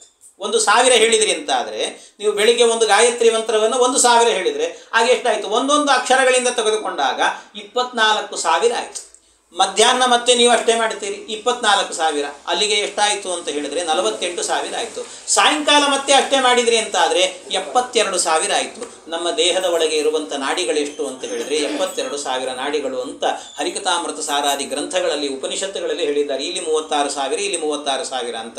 ಅಂದರೆ ನಮ್ಮ ದೇಹದಲ್ಲಿರುವಂಥ ನಾಡಿಗಳಿಗೆ ಇರುವ ಶಕ್ತಿ ಎಷ್ಟು ಅಂದರೆ 76,000 ಅಂದರೆ 72,000 ನಾಡಿಗಳಿದ್ದಾವೆ ಅಂದರೆ ಅಷ್ಟೇ ಶಕ್ತಿ ಇರೋದು. ಅದಕ್ಕಿಂತ ಹೆಚ್ಚು ಗಾಯತ್ರಿ ಮಾಡಿದರೆ ನೀವು ನಿಮ್ಮ ದೇಹದಲ್ಲಿ ವೈಪರೀತ್ಯಗಳೆಲ್ಲ ಶುರುವಾಗುತ್ತೆ ಅಂತ ಈ ಹಿನ್ನೆಲೆಯಲ್ಲಿ ಹೇಳಿರುವಂತಹದ್ದು 1000 ಗಾಯತ್ರಿಯನ್ನು ಮಾಡಿ ಅಂತ. ಅಷ್ಟು ಮಾಡೋದಿಲ್ಲ ಬಿಡಿ, ಅದು ಬೇರೆ. ಅಂತೂ ಇಷ್ಟನ್ನು ಮಾಡಬೇಕು ಅಂತ ಈ ಹಿನ್ನೆಲೆಯಲ್ಲಿ ಅಂದರೆ ಭಾಗವತವನ್ನು ಹೇಳೋದು ಅಂತಂದರೆ ಸಮಗ್ರ ಗಾಯತ್ರಿ 24,000 ಇದೆಯಲ್ಲ, ಅದನ್ನು ಪ್ರತಿ ಹಂತದಲ್ಲೂ ಬೆಳಿಗ್ಗೆ ಮಧ್ಯಾಹ್ನ ಸಾಯಂಕಾಲ 3 ಹೊತ್ತು ಭಾಗವತವನ್ನು ಶ್ರವಣ ಮಾಡಿದ್ರಿ ಅಂತ ಆದರೆ ನಮ್ಮ ದೇಹದಲ್ಲಿ ಆಗಬೇಕಾದ್ರೆ 72,000 ನಾಡಿಗಳಲ್ಲಿ 72,000 ರೂಪದಿಂದ ಭಗವಂತ ಇದ್ದಾನಲ್ಲ ಅವನನ್ನು ಚಿಂತನೆ ಮಾಡಿದಂತೆ ಆಗತ್ತೆ. ಆದ್ದರಿಂದಾಗಿ ಆ ಚಿಂತನೆಯ ಹಿನ್ನೆಲೆಯಲ್ಲಿ ಇದು ಗಾಯತ್ರಿ ಭಾಷ್ಯ ರೂಪೋತ್ಸವ. ಅಷ್ಟೇ ಅಲ್ಲ, ಇನ್ನೊಂದು ಅರ್ಥದಲ್ಲೂ ಕೂಡ ಗಾಯತ್ರಿ ಭಾಷ್ಯ ರೂಪೋತ್ಸವ. ಗಾಯತ್ರಿ ಮಂತ್ರ ಇದೆ ಅಲ್ವಾ, ಗಾಯತ್ರಿ ಮಂತ್ರದಲ್ಲಿ ನೀವು ನೋಡಿ ನಿಮಗೆ ಎಷ್ಟು ಪದಗಳು ಸಿಗ್ತಾವೆ ಅಂದರೆ 10 ಪದಗಳು ಸಿಗ್ತವೆ. ಅಲ್ಲಿ ಸಿಗುವಂಥದ್ದು 10 ಪದಗಳು ಮಾತ್ರ. ಯಾಕೆ ಅಂದರೆ ತತ್ ಸವಿತು ವರೇಣ್ಯಂ ಭರ್ಗಃ ದೇವಸ್ಯ ಧೀಮಹಿ ಧಿಯಃ ಯಹ ನಃ ಪ್ರಚೋದಯಾತ್ ಅಂತ. ಇಷ್ಟು ಒಟ್ಟು ಧಿಯೋ ಯೋ ನಃ ಪ್ರಚೋದಯ, ಒಟ್ಟು 10 ಪದಗಳು ಸಿಗ್ತವೆ ನಿಮಗೆ. 10 ಪದಗಳು. ಯಾಕೆ ಗಾಯತ್ರಿಯಲ್ಲಿ 10 ಪದಗಳನ್ನು ಹೇಳಬೇಕು? ಜಾಸ್ತಿ ಹೇಳ್ಬೋದಿತ್ತಲ್ಲ. ಯಾಕೆ ಹೇಳಲಿಲ್ಲ ಅಂದರೆ ಇದು ಗಾಯತ್ರಿ ಭಾಷ್ಯ ರೂಪೋತ್ಸವ ಅನ್ನೋದನ್ನು ತೋರಿಸಬೇಕು ಭಾಗವತದಲ್ಲಿ. ಆದರೆ ಆ 10 ಪದಗಳಿದ್ದಾವಲ್ಲ ಗಾಯತ್ರಿ ಮಂತ್ರದಲ್ಲಿ, ಆ ಗಾಯತ್ರಿ ಮಂತ್ರದ 10 ಪದಗಳು ಕೂಡ ಭಗವಂತನ 10 ಅವತಾರಗಳ ವರ್ಣನೆಯನ್ನು ಮಾಡುತ್ತೆ. ಅಂದರೆ ದಶಾವತಾರದ ವರ್ಣನೆಯನ್ನು ಮಾಡುತ್ತೆ. ಆ ದಶಾವತಾರದ ವರ್ಣನೆಯೇ ವಿಸ್ತಾರವಾಗಿರುವಂಥದ್ದು ಭಾಗವತದಲ್ಲಿ. ಹಾಗಾಗಿ ಅಲ್ಲಿ ಗಾಯತ್ರಿಯಲ್ಲಿ ಹೇಳಿರುವಂಥದ್ದು ದಶಾವತಾರವನ್ನು, ಈ ಭಾಗವತದಲ್ಲಿ ಹೇಳಿರುವಂಥದ್ದು ದಶಾವತಾರನ್ನು. ಮತ್ತು ಹಾಗಾದ್ಮೇಲೆ ಇದು ಗಾಯತ್ರಿ ಭಾಷ್ಯ ರೂಪೋತ್ಸವ ಅಂತ ಆಯ್ತಲ್ಲ. ಅದನ್ನೇ ಹೇಳಿದ್ದು ಮಧ್ವಾಚಾರ್ಯರು, ಗಾಯತ್ರಿ ಭಾಷ್ಯ ರೂಪೋತ್ಸವ. ಈ ಭಾಗವತ ಎನ್ನುವಂಥದ್ದು ಗಾಯತ್ರಿಯ ಭಾಷ್ಯವಾಗಿದೆ ಅಂತ ಹೇಳಿದರು. ಅದು ಹೇಗೆ ಹೇಳಿದ್ವಿ? 10 ಪದಗಳಿದ್ದಾವೆ ಅಂತ ಹೇಳಿದ್ವಿ, ಮುಗೀತು ಅಂತ. ಹಾಗಲ್ಲ, ಒಂದೊಂದು ಪದಗಳ ಚಿಂತನೆ ಮಾಡಿದಾಗಲೂ ಕೂಡ ಅದು ಬರುತ್ತೆ ನಮಗೆ. ತತ್ಸವಿತುರ್ವರೇಣ್ಯ. ತತ್ ಅಂದರೆ ಏನು ಗೊತ್ತಾ? ತತ್ ಅಂತ ಹೇಳಿದರೆ ಸಂಸ್ಕೃತದಲ್ಲಿ ತತ್ ಅಂದರೆ ತನು ವಿಸ್ತಾರೆ ಅಂತ, ವಿಸ್ತಾರವಾಗೋದು ಅಂತ ಅರ್ಥ. ಇದು ಮತ್ಸ್ಯಾವತಾರವನ್ನು ಹೇಳುತ್ತೆ. ಯಾಕೆ ಅಂದರೆ ಸತ್ಯವ್ರತ ರಾಜ ಸಂಧ್ಯಾವಂದನೆಯನ್ನು ಮಾಡಲಿಕ್ಕೆ ಅಂತ ಹೋದವನು ಕೈಯಲ್ಲಿ ಬೊಗಸೆಯನ್ನು ಎತ್ತಿದಾಗ ಒಂದು ಮೀನು ಬಂತು. ಮೀನು ನನಗೆ ಇಲ್ಲಿ ಇರ್ಲಿಕ್ಕಾಗಲ್ಲ, ಮನೆಗೆ ಕರ್ಕೊಂಡು ಹೋಗು ಅಂದರೆ ಬಕೀಟಿಗೆ ಹಾಕಿದರೆ ಬಕೀಟ್ ತುಂಬಿತ್ತು. ಆ ಬಕೀಟಿಂದ ಮತ್ತೆ ಏನು ಮಾಡಿದ, ಒಂದು ಕೊಳಗಕ್ಕೆ ಹಾಕಿದ, ಅದು ತುಂಬಿತ್ತು. ಆಮೇಲೆ ಕೆರೆಗೆ ಹಾಕಿದ, ಅದು ತುಂಬಿತ್ತು. ಎಲ್ಲವೂ ತುಂಬುತ್ತಾ ಹೋಯಿತು. ಅಂದರೆ ವಿಸ್ತಾರವಾಗಿ ಬೆಳೀತಾ ಬೆಳೀತಾ ಬೆಳೀತಾ ಬೆಳೀತಾ ಹೋದ. ಕೊನೆಗೆ ಭಗವಂತ ಮುಂದಿನ ಮನ್ವಂತರ ಆರಂಭ ಆಗಲಿಕ್ಕೆ ಏನೇನು ಬೇಕು ಎಲ್ಲ ದೋಣಿಯಲ್ಲಿ ಇರಲಿ, ನಾನೇ ಬಂದು ನಿಮ್ಮನ್ನು ಕರ್ಕೊಂಡು ಹೋಗ್ತೇನೆ ಅಂತ ಆ ಸತ್ಯವ್ರತ ರಾಜನನ್ನೇ ಮುಂದೆ ವೈವಸ್ವತ ಮನುವನ್ನಾಗಿ ಮಾಡಿ ವಿಸ್ತಾರ ಮಾಡಿದ್ದಾನೆ. ಪ್ರಪಂಚವನ್ನು ವಿಸ್ತಾರ ಮಾಡಿದ್ದಾನೆ, ತಾನು ವಿಸ್ತಾರವಾಗಿದ್ದಾನೆ. ಆದ್ದರಿಂದಾಗಿ ಇದು ಮತ್ಸ್ಯ ಎನ್ನುವ ಭಗವಂತನ ರೂಪವನ್ನು ಹೇಳುವಂಥ ಶಬ್ದ ತತ್ ಎನ್ನುವಂಥ ಶಬ್ದ. ಅದರ ಕಥೆಯನ್ನು ಅಷ್ಟಮಸ್ಕಂದದ ಕೊನೆಯಲ್ಲಿ ವಿಸ್ತಾರವಾಗಿ ಭಾಗವತದಲ್ಲಿ ಹೇಳಿದ್ದಾರೆ. ಆದ್ದರಿಂದ ಇದು ಗಾಯತ್ರಿ ಭಾಷ್ಯ ರೂಪೋತ್ಸವ. ಅಷ್ಟೇ ಅಲ್ಲ, ಅದರ ಜೊತೆಗೆ ಸವಿತುಹು, ಸವಿತಾ ಅಂತ ಕರೆದರು. ಸವಿತಾ, ಸವಿತಾ ಅಂದರೆ ಸವನ. ಸವನ ಅಂತ ಹೇಳಿದರೆ ಈ ಸೋಮರಸ ಇದೆ ಅಲ್ವಾ, ಸೋಮರಸವನ್ನು ಕುಟ್ಟಿ ಜಜ್ಜಿ ಪಾನ ಮಾಡೋದು ಅಂತ ಅರ್ಥ. ಸವನ ಅಂತ ಹೇಳಿದರೆ ಸೋಮರಸ ಅಂತ ಒಂದು ರಸ ಬರ್ತದೆ, ಅದು ಹೋಮದಲ್ಲಿ ಮಾಡುವಂಥದ್ದು, ಈಗೆಲ್ಲ ಮಾಡೋದಿಲ್ಲ ಅದು. ಅಂತೂ ಆ ಸೋಮರಸವನ್ನು ಒಂದು ಲತೆ ಇರುತ್ತೆ, ಲತೆ ಅಂದರೆ ಬಳ್ಳಿ, ಆ ಬಳ್ಳಿಯನ್ನು ತಂದು ಕುಟ್ಟಿ ಜಜ್ಜಿದಾಗ ಒಂದು ರಸ ಬರ್ತದೆ. ಆ ರಸವನ್ನು ಕುಡಿದ್ರೆ ಅದು ಹೋಮ ಮಾಡಿ ಕುಡಿಬೇಕಂತೆ, ಅದನ್ನು ಪಾನ ಮಾಡಿದಾಗ ಒಂದು ಆನಂದ ಆಗುತ್ತೆ ಅಂತ ಹೇಳ್ತಾರೆ. ಹಾಗೆ ಆ ಸೋಮರಸ, ಇಲ್ಲಿ ರಸ ಅಂತ ಹೇಳಿದರೆ ಸವನ, ಸವಿತಾ ಅಂತ ಹೇಳಿದರೆ ರಸ ಅಂದರೆ ಅಮೃತದ ರಸ. ಆ ಅಮೃತದ ರಸವನ್ನು ದೇವತೆಗಳಿಗೆ ಉಣಬಡಿಸಿದಂಥ ರೂಪ. ಅಂದರೆ ಈ ಅಮೃತ ಬರುವ ತನಕಲೂ ಕೂಡ ನಾನು ನಿಮ್ಮ ಜೊತೆಗಿರ್ತೇನೆ ಅಂತ ಇದ್ದ ರೂಪ ಯಾವುದು ಅಂದರೆ ಭಗವಂತನ ಕೂರ್ಮ ಎನ್ನುವಂಥ ಅವತಾರ. ಯಾಕೆ ಕೂರ್ಮಾವತಾರದಲ್ಲಿ ತಾನು ಕೆಳಗೆ ನಿಂತುಕೊಂಡು ಎಷ್ಟು ಕಡಿತೀರೋ ಕಡೀರಿ, ನಿಮಗೆ ಅಮೃತ ಕೊಡೋ ತನಕ ಬಿಡೋದಿಲ್ಲ ಅಂತ ಎಲ್ಲರಿಗೂ ಸವನವನ್ನು ಮಾಡಿಸಿದ ರೂಪ. ಸವಿತಾ ಎನ್ನುವ ರೂಪ ಅಂದರೆ ಕೂರ್ಮಾವತಾರ ಅಂತ ಅರ್ಥ. ಹಾಗಾಗಿ ಕೂರ್ಮಾವತಾರದ ಕಥೆಯನ್ನು ಇಲ್ಲಿ ಅಷ್ಟಮ ಸ್ಕಂದದಲ್ಲೇನೆ ಭಾಗವತದಲ್ಲಿ ವಿಸ್ತಾರವಾಗಿ ಆ ಏನು ಸಮುದ್ರ ಮಥನದ ಪ್ರಸಂಗ ಇದೆ ಅದರಲ್ಲಿ ವಿಸ್ತಾರವಾಗಿ ನಿರೂಪಣೆ ಮಾಡಿದ್ದಾರೆ. ಆದ್ದರಿಂದಾಗಿ ಇದು ಕೂಡ ಈ ಕೂರ್ಮಾವತಾರವನ್ನು ಹೇಳುವ ಶಬ್ದ ಅಂತಾಗುತ್ತೆ. ಅಷ್ಟೇ ಅಲ್ಲ, ಅದರ ಜೊತೆಗೆ ವರೇಣ್ಯಂ ಅಂತ, ವರೇಣ್ಯಂ, ವರೇಣ್ಯಂ ಅಂತ ಹೇಳಿದರೆ, ವರೇಣ್ಯಂ ಅಂದರೆ ಶ್ರೇಷ್ಠವಾದದ್ದು ಅಂತ ಅರ್ಥ. ಶ್ರೇಷ್ಠವಾದ, ಜಗತ್ತಿನಲ್ಲಿ ಶ್ರೇಷ್ಠವಾದದ್ದು ಯಾವುದು ಅಂತ ಹೇಳಿದರೆ ಓಂಕಾರ. ಶ್ರೇಷ್ಠವಾದ, ಅತ್ಯಂತ ಶ್ರೇಷ್ಠವಾದ ಅಕ್ಷರ, ಅದು ಪವಿತ್ರವಾದ ಅಕ್ಷರ ಅಂದರೆ ಓಂಕಾರ. ಆ ಓಂಕಾರ ವಾಚ್ಯನಾದ ಭಗವಂತನ ರೂಪ ಯಾವುದು ಅಂತ ಭಾಗವತದಲ್ಲಿ ನಿರೂಪಣೆ ಮಾಡುತ್ತೆ, ಅದು ವರಾಹಾವತಾರ ಅಂತ ಹೇಳುತ್ತೆ. ವರಾಹಾವತಾರ, ಅವನನ್ನು ಯಜ್ಞವರಾಹ ಅಂತ ಕರೀತಾರೆ. ಯಜ್ಞಕ್ಕೆ ಬೇಕಾದ ಪವಿತ್ರವಾದ ವಸ್ತುಗಳನ್ನೆಲ್ಲ ಸೃಷ್ಟಿ ಮಾಡಿದ ರೂಪ ಅದು ಭಗವಂತನದ್ದು. ಯಜ್ಞವರಾಹ ರೂಪದಿಂದಾಗಿ ಭಗವಂತ ತಾನೇ ತನ್ನ ಮೈಯಿಂದ ಸ್ವಲ್ಪ ರೋಮಗಳನ್ನು ಕೆಳಗೆ ಹಾಕಿದಾಗ ದರ್ಬೆಗಳು ಹುಟ್ಟಿತಂತೆ, ತನ್ನ ಮೈಯ ಬೆವರನ್ನು ಕೆಳಗೆ ಹಾಕಿದಾಗ ಅದರಿಂದಾಗಿ ಎಳ್ಳು ಹುಟ್ಟಿತು ಅಂತ ಹೇಳುತ್ತಾರೆ. ಅವನ ಮೂಗಿನಿಂದಾಗಿ ಸೃಭಗಳು ಹುಟ್ಟಿತು. ಎಲ್ಲ ಒಂದೊಂದು ಕಡೆಯಿಂದ ಯಜ್ಞಕ್ಕೆ ಬೇಕಾದಂಥ ಪವಿತ್ರವಾದಂಥ ಶ್ರೇಷ್ಠವಾದಂಥ ವಸ್ತುಗಳನ್ನು ಸೃಷ್ಟಿ ಮಾಡಿದವನು ಭಗವಂತ. ಆದ್ದರಿಂದಾಗಿ ವರಾಹ ರೂಪವನ್ನು ನಿರೂಪಣೆ ಮಾಡುತ್ತದೆ. ಆದ್ದರಿಂದ ವರೇಣ್ಯಂ ಅಂತ ಹೇಳಿದರೆ ಪರಮಾತ್ಮನ ವರಾಹಾವತಾರವನ್ನು ನಿರೂಪಣೆ ಮಾಡುವಂಥ ಶಬ್ದ ಅಂತ ಅರ್ಥ. ಇನ್ನು ಭರ್ಗಃ ಅಂತ, ಭರ್ಗಃ, ಇನ್ನು ಭರ್ಗ ಅಂತ ಹೇಳಿದರೆ ಇದು ಎಂಥ ರೂಪ ಅಂದರೆ ಇದು ನರಸಿಂಹಾವತಾರ ಅಂತ ಹೇಳ್ತಾರೆ. ಯಾಕೆ ಅಂದರೆ ಭರ್ಜನಾತ್ ಗಮಯತಿ ಅಂತ, ಭರ್ಜನಾತ್ ಗಮಯತಿ. ಭರ್ಜನಾತ್ ಗಮಯತಿ ಅಂದರೆ ಮೊದಲು ಭರ್ಜನವನ್ನು ಮಾಡಿದ, ಭರ್ಜನವನ್ನು ಅಂದರೆ ಸಂಹಾರವನ್ನು ಮಾಡಿದ, ಆಮೇಲೆ ಗಮಯತಿ ಮೋಕ್ಷವನ್ನು ಜ್ಞಾನವನ್ನು ಕೊಡ್ತಾನೆ ಭಗವಂತ. ಅಂದರೆ ಮೊದಲು ಒಂದು ಅವನು ರೋಷಾವೇಶದಿಂದಾಗಿ ಹಿರಣ್ಯಕಶಿಪುವಿನ ಸಂಹಾರವನ್ನು ಮಾಡಿ ಕೊನೆಗೆ ಪ್ರಹ್ಲಾದನನ್ನು ಉದ್ಧಾರ ಮಾಡಿ ಮೋಕ್ಷವನ್ನು ಕೊಟ್ಟಂಥ ರೂಪ ಭಗವಂತನದ್ದು. ಆದ್ದರಿಂದ ಭರ್ಗ ಅನ್ನೋ ಶಬ್ದದಿಂದ ನರಸಿಂಹಾವತಾರವನ್ನು ಹೇಳಿದ್ದಾರೆ. ಆ ನರಸಿಂಹಾವತಾರವನ್ನು 7ನೇ ಸ್ಕಂದದಲ್ಲಿ ವಿಸ್ತಾರವಾಗಿ ನಿರೂಪಣೆ ಮಾಡಿದ್ದಾರೆ ಭಾಗವತದಲ್ಲಿ. ಹಾಗಾಗಿ ಗಾಯತ್ರಿ ಭಾಷ್ಯ ರೂಪೋತ್ಸವ. ಅಷ್ಟೇ ಅಲ್ಲ, ಅದರ ಜೊತೆಗೆ ಭರ್ಗಃ ದೇವಸ್ಯ, ದೇವಸ್ಯ ಅಂತ ಹೇಳಿದರೆ ವಾಮನ ಅಂತ ಅರ್ಥ. ಯಾಕೆಂದರೆ ದೇವ ಅಂದರೆ ದಿವು ಕ್ರೀಡಾಯಾಮ್ ಅಥವಾ ದಿವು ವ್ಯವಹಾರೆ ಅಂತ. ದಿವು ವ್ಯವಹಾರ, ವ್ಯವಹಾರ, ದಿವು ಅಂತಂದರೆ ವ್ಯವಹಾರ ಅಂತ ಅರ್ಥ. ಭಗವಂತ ವಾಮನನಾಗಿ ಬಂದು ಭೂಮಿಯನ್ನು ಕೊಡೋದು ತೆಗೆದುಕೊಳ್ಳುವಂಥ ವ್ಯವಹಾರವನ್ನು ಮಾಡಿದ ರೂಪ. ಆದ್ದರಿಂದ ಸ್ಪಷ್ಟವಾಗಿ ದೇವ ಅನ್ನುವಂಥ ಶಬ್ದ ಎನ್ನುವಂತಹದ್ದು ವಾಮನಾವತಾರವನ್ನು ಹೇಳ್ತಾ ಇದೆ. ಆದ್ದರಿಂದಾಗಿ ಗಾಯತ್ರಿ ಮಂತ್ರದಲ್ಲಿ ದೇವಸ್ಯ ಅನ್ನೋ ಶಬ್ದ ವಾಮನವನ್ನು ಹೇಳುತ್ತೆ. ಆ ವಾಮನಾವತಾರದ ಚರಿತ್ರೆಯನ್ನು ಇಲ್ಲಿ ವಿಸ್ತಾರವಾಗಿ ಅಷ್ಟಮ ಸ್ಕಂದದಲ್ಲಿ ನಿರೂಪಣೆ ಮಾಡಿದ್ದಾರೆ ಭಾಗವತದಲ್ಲಿ ಗಾಯತ್ರಿ ಭಾಷ್ಯ ರೂಪೋತ್ಸವ. ಅಷ್ಟೇ ಅಲ್ಲ, ಅದರ ಜೊತೆಗೆ ಧೀಮಹಿ ಅಂತ, ಧೀಮಹಿ, ಧೀಮಹಿ ಅಂತ ಹೇಳಿದರೆ ಇದು ಪರಶುರಾಮಾವತಾರವನ್ನು ಹೇಳುವಂಥದ್ದು. ಸಂಸ್ಕೃತದಲ್ಲಿ ಮಹಿ ಅಂತ ಹೇಳಿದರೆ ಭೂಮಿ ಅಂತ ಅರ್ಥ. ಭೂಮಿ, ಭೂಮಿಗೆ ಧೀ ಅಂದರೆ ಆನಂದವನ್ನು ಕೊಟ್ಟವನು. ಇಡೀ ಭೂಮಿಯಲ್ಲಿ ಎಲ್ಲ ಕಡೆಯಲ್ಲಿ ದುಷ್ಟಕ್ಷತ್ರಿಯರು ಆಳ್ವಿಕೆಯನ್ನು ನಡೆಸುವಾಗ ಆ ದುಷ್ಟಕ್ಷತ್ರಿಯರನ್ನೆಲ್ಲ 21 ಬಾರಿ ಭೂಮಂಡಲ ಸಂಚಾರವನ್ನು ಮಾಡಿ ದುಷ್ಟಕ್ಷತ್ರಿಯರ ಸಂಹಾರವನ್ನು ಮಾಡಿ ಎಲ್ಲ ಕಡೆಯಲ್ಲೂ ಕೂಡ ಬ್ರಾಹ್ಮಣರು ವಾಸ ಮಾಡುವಂತೆ ಮಾಡಿದಂಥ ರೂಪ. ಆ ಬ್ರಾಹ್ಮಣರು ವೇದ ಮಂತ್ರಗಳನ್ನು ಹೇಳ್ತಾ ಇದ್ದಾಗ ಆ ಭೂಮಿ ಆನಂದದಿಂದ ತುಂದಿರಳಾಗಿ ಆನಂದವನ್ನು ಕೊಟ್ಟು ನಲಿತಾ ಇದ್ದಂತೆ. ಹಾಗಾಗಿ ಮಹಿ ಅಂದರೆ ಭೂಮಿಗೆ, ಧೀ ಅಂದರೆ ಜ್ಞಾನವನ್ನು ಮತ್ತು ಆನಂದವನ್ನು ಕೊಟ್ಟಂಥ ರೂಪ ಭಗವಂತನದ್ದು ಅಂತ ಹೇಳಿದರೆ ಅದು ಪರಶುರಾಮಾವತಾರ. ಅದರಿಂದಾಗಿ ಪರಶುರಾಮಾವತಾರವನ್ನು ಧೀಮಹಿ ಅನ್ನುವಂಥ ಶಬ್ದ ಹೇಳುತ್ತಾ ಇದೆ. 9ನೇ ಸ್ಕಂದದಲ್ಲಿ ಪರಶುರಾಮಾವತಾರವನ್ನು ವಿಸ್ತಾರವಾಗಿ ನಿರೂಪಣೆ ಮಾಡಿದ್ದಾರೆ. ಅದರಿಂದಾಗಿ ಇದು ಗಾಯತ್ರಿ ಭಾಷ್ಯ ರೂಪೋತ್ಸವ. ಅಷ್ಟೇ ಅಲ್ಲ, ಅದರ ಜೊತೆಗೆ ಧಿಯಃ ಅಂತ ಹೇಳಿದರು. ಭರ್ಗೋ ದೇವಸ್ಯ ಧೀಮಹಿ ಧಿಯಃ, ಧಿಯಃ ಅಂತ ಹೇಳಿದರೆ ಯಾ ಯಾ ಅಂತ ಹೇಳಿದರೆ ವಾಯುದೇವರು ಅಂತ ಅರ್ಥ. ಯಾ ಅಂದರೆ ಯಾ ಗತಿ, ಅದು ಯಾ ಪ್ರಾಪಣೆ, ಪ್ರಾಪಣೆ ಅಂದರೆ ಗತಿ ಅಂತ ಅರ್ಥ. ಹಾಗಾಗಿ ವಾಯುದೇವರಿಗೆ ಧಿ ಅಂತ ಹೇಳಿದರೆ ಜ್ಞಾನ ಆನಂದವನ್ನು ಕೊಟ್ಟ ರೂಪ ಯಾವುದು ಅಂದರೆ ರಾಮಾವತಾರ. ಯಾಕೆ ಹನುಮಂತ ದೇವರಿಗೆ ಎಷ್ಟು ಜ್ಞಾನ ಮತ್ತು ಆನಂದಗಳನ್ನು ಕೊಟ್ಟಿದ್ದಾನೆ ಭಗವಂತ ಅಂದರೆ ಹೇಳಲಿಕ್ಕೆ ಸಾಧ್ಯ ಇಲ್ಲ, ಅಷ್ಟನ್ನು ಕೊಟ್ಟವನು. ಆದ್ದರಿಂದಾಗಿ ಭಗವಂತನ ರಾಮಾವತಾರವನ್ನು ಧಿಯಃ ಅನ್ನುವಂಥ ಶಬ್ದ ಹೇಳ್ತಾ ಇದೆ. ಆ ರಾಮಾವತಾರದ ವಿವರಣೆಯನ್ನು ಭಾಗವತ ನವಮಸ್ಕಂದದಲ್ಲಿ ನಿರೂಪಣೆ ಮಾಡಿದ್ದಾರೆ. ಆದ್ದರಿಂದ ಇದು ಗಾಯತ್ರಿ ಭಾಷ್ಯ ರೂಪೋತ್ಸವ. ಅಷ್ಟೇ ಅಲ್ಲ, ಧಿಯಃ ಯಹ, ಧಿಯೋ ಯೋ ನಹ ಅಂತ. ಯಹ ಅಂತ ಹೇಳಿದರೆ ಅದು ಕೃಷ್ಣನ ರೂಪ ಅಂತ ಅರ್ಥ. ಯಹ ಅಂದರೆ ಎಲ್ಲಿ ನೋಡಿದ್ರಲ್ಲಿ ಕೃಷ್ಣ, ಆಚೆ ಕೃಷ್ಣ, ಎಲ್ಲೆಲ್ಲಿ ನೋಡಿದರೂ ಕೃಷ್ಣ, ಎಲ್ಲ ಕಡೆಯಲ್ಲೂ ಕೂಡ ಯಾ ಪ್ರಾಪಣೆ ಅಥವಾ ಯಾ ವಿಸ್ತಾರವಾಗಿ ಎಲ್ಲ ಕಡೆಯಲ್ಲೂ ಕೂಡ ನಿಂತಿರುವಂಥ ರೂಪ ಭಗವಂತನದ್ದು. ಕೃಷ್ಣ ನಮಗೆ ಹತ್ತಿರವಾದಂಥ ರೂಪ. ಅಷ್ಟೇ ಅಲ್ಲ, ಯಾ ಅಂತ ಹೇಳಿದರೆ ಎಲ್ಲರಿಗೂ ಕೂಡ ಜ್ಞಾನವನ್ನು ಕೊಟ್ಟ ರೂಪ. ಯಾ ಅಂತ ಹೇಳಿದರೆ ಮೋಕ್ಷವನ್ನು ಕೊಟ್ಟ ರೂಪ. ಅಂದರೆ ಯಾ ಪ್ರಾಪಣೆ, ಅಂದರೆ ಮೋಕ್ಷಕ್ಕೆ ಕಳಿಸಿದಂಥ ರೂಪ.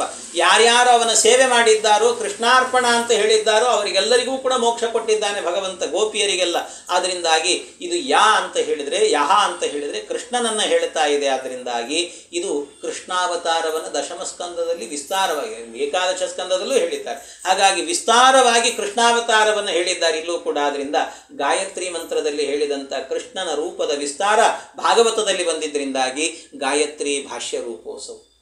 ಅಷ್ಟೇ ಅಲ್ಲ, ಅದರ ಜೊತೆಗೆ ಮತ್ತೊಂದೇನು ಅಂದರೆ ನಹ ನ ಅಂದರೆ ಇಲ್ಲ, ಅಲ್ಲ ಅಂತ.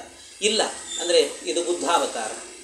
ನೀವು ಏನು ಕೇಳಿದ್ರು ಜಗತ್ತು ಶೂನ್ಯ ಅಂತ ಹೇಳಿದೆ ಬುದ್ಧಾವತಾರದಲ್ಲಿ. ಭಗವಂತ ಎಲ್ಲವೂ ಸರ್ವಂ ಶೂನ್ಯಂ ಅಂತ. ಏನಾದರೂ ಇದೆಯಾ?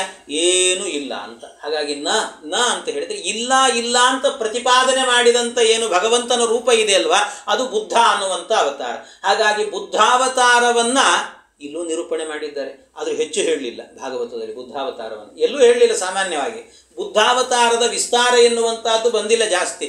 ಕೆಲವೇ ಶ್ಲೋಕಗಳಲ್ಲಿ ಬುದ್ಧಾವತಾರವನ್ನು ಹೇಳಿ ಮುಗಿಸಿಬಿಡ್ತಾರೆ. ಯಾಕೆ ಅಂದರೆ ಬುದ್ಧಾವತಾರದ ಉಪಾಸನೆ ಮಾಡಬಾರದು ಅಂತ. ಯಾಕೆ? ಬುದ್ಧ ಅನ್ನುವ ಅವತಾರ ಇದೆಯಲ್ಲ, ಅದು ಮೋಹಕ್ಕೋಸ್ಕರವೇ ಅವತಾರ ಮಾಡಿದ್ದು ಭಗವಂತ. ಅದರ ಉಪಾಸನೆಯನ್ನು ಹೆಚ್ಚು ಮಾಡಬೇಡಪ್ಪ, ಕೃಷ್ಣಾವತಾರವನ್ನು ಮಾಡು, ರಾಮಾವತಾರವನ್ನು ಮಾಡು, ಇದನ್ನು ಹೆಚ್ಚೆಚ್ಚು ಉಪಾಸನೆ ಮಾಡು ಅನ್ನೋದಕ್ಕೇನೆ ಅದನ್ನು ವಿಸ್ತಾರವಾಗಿ ಹೇಳಿದ್ದಾರೆ.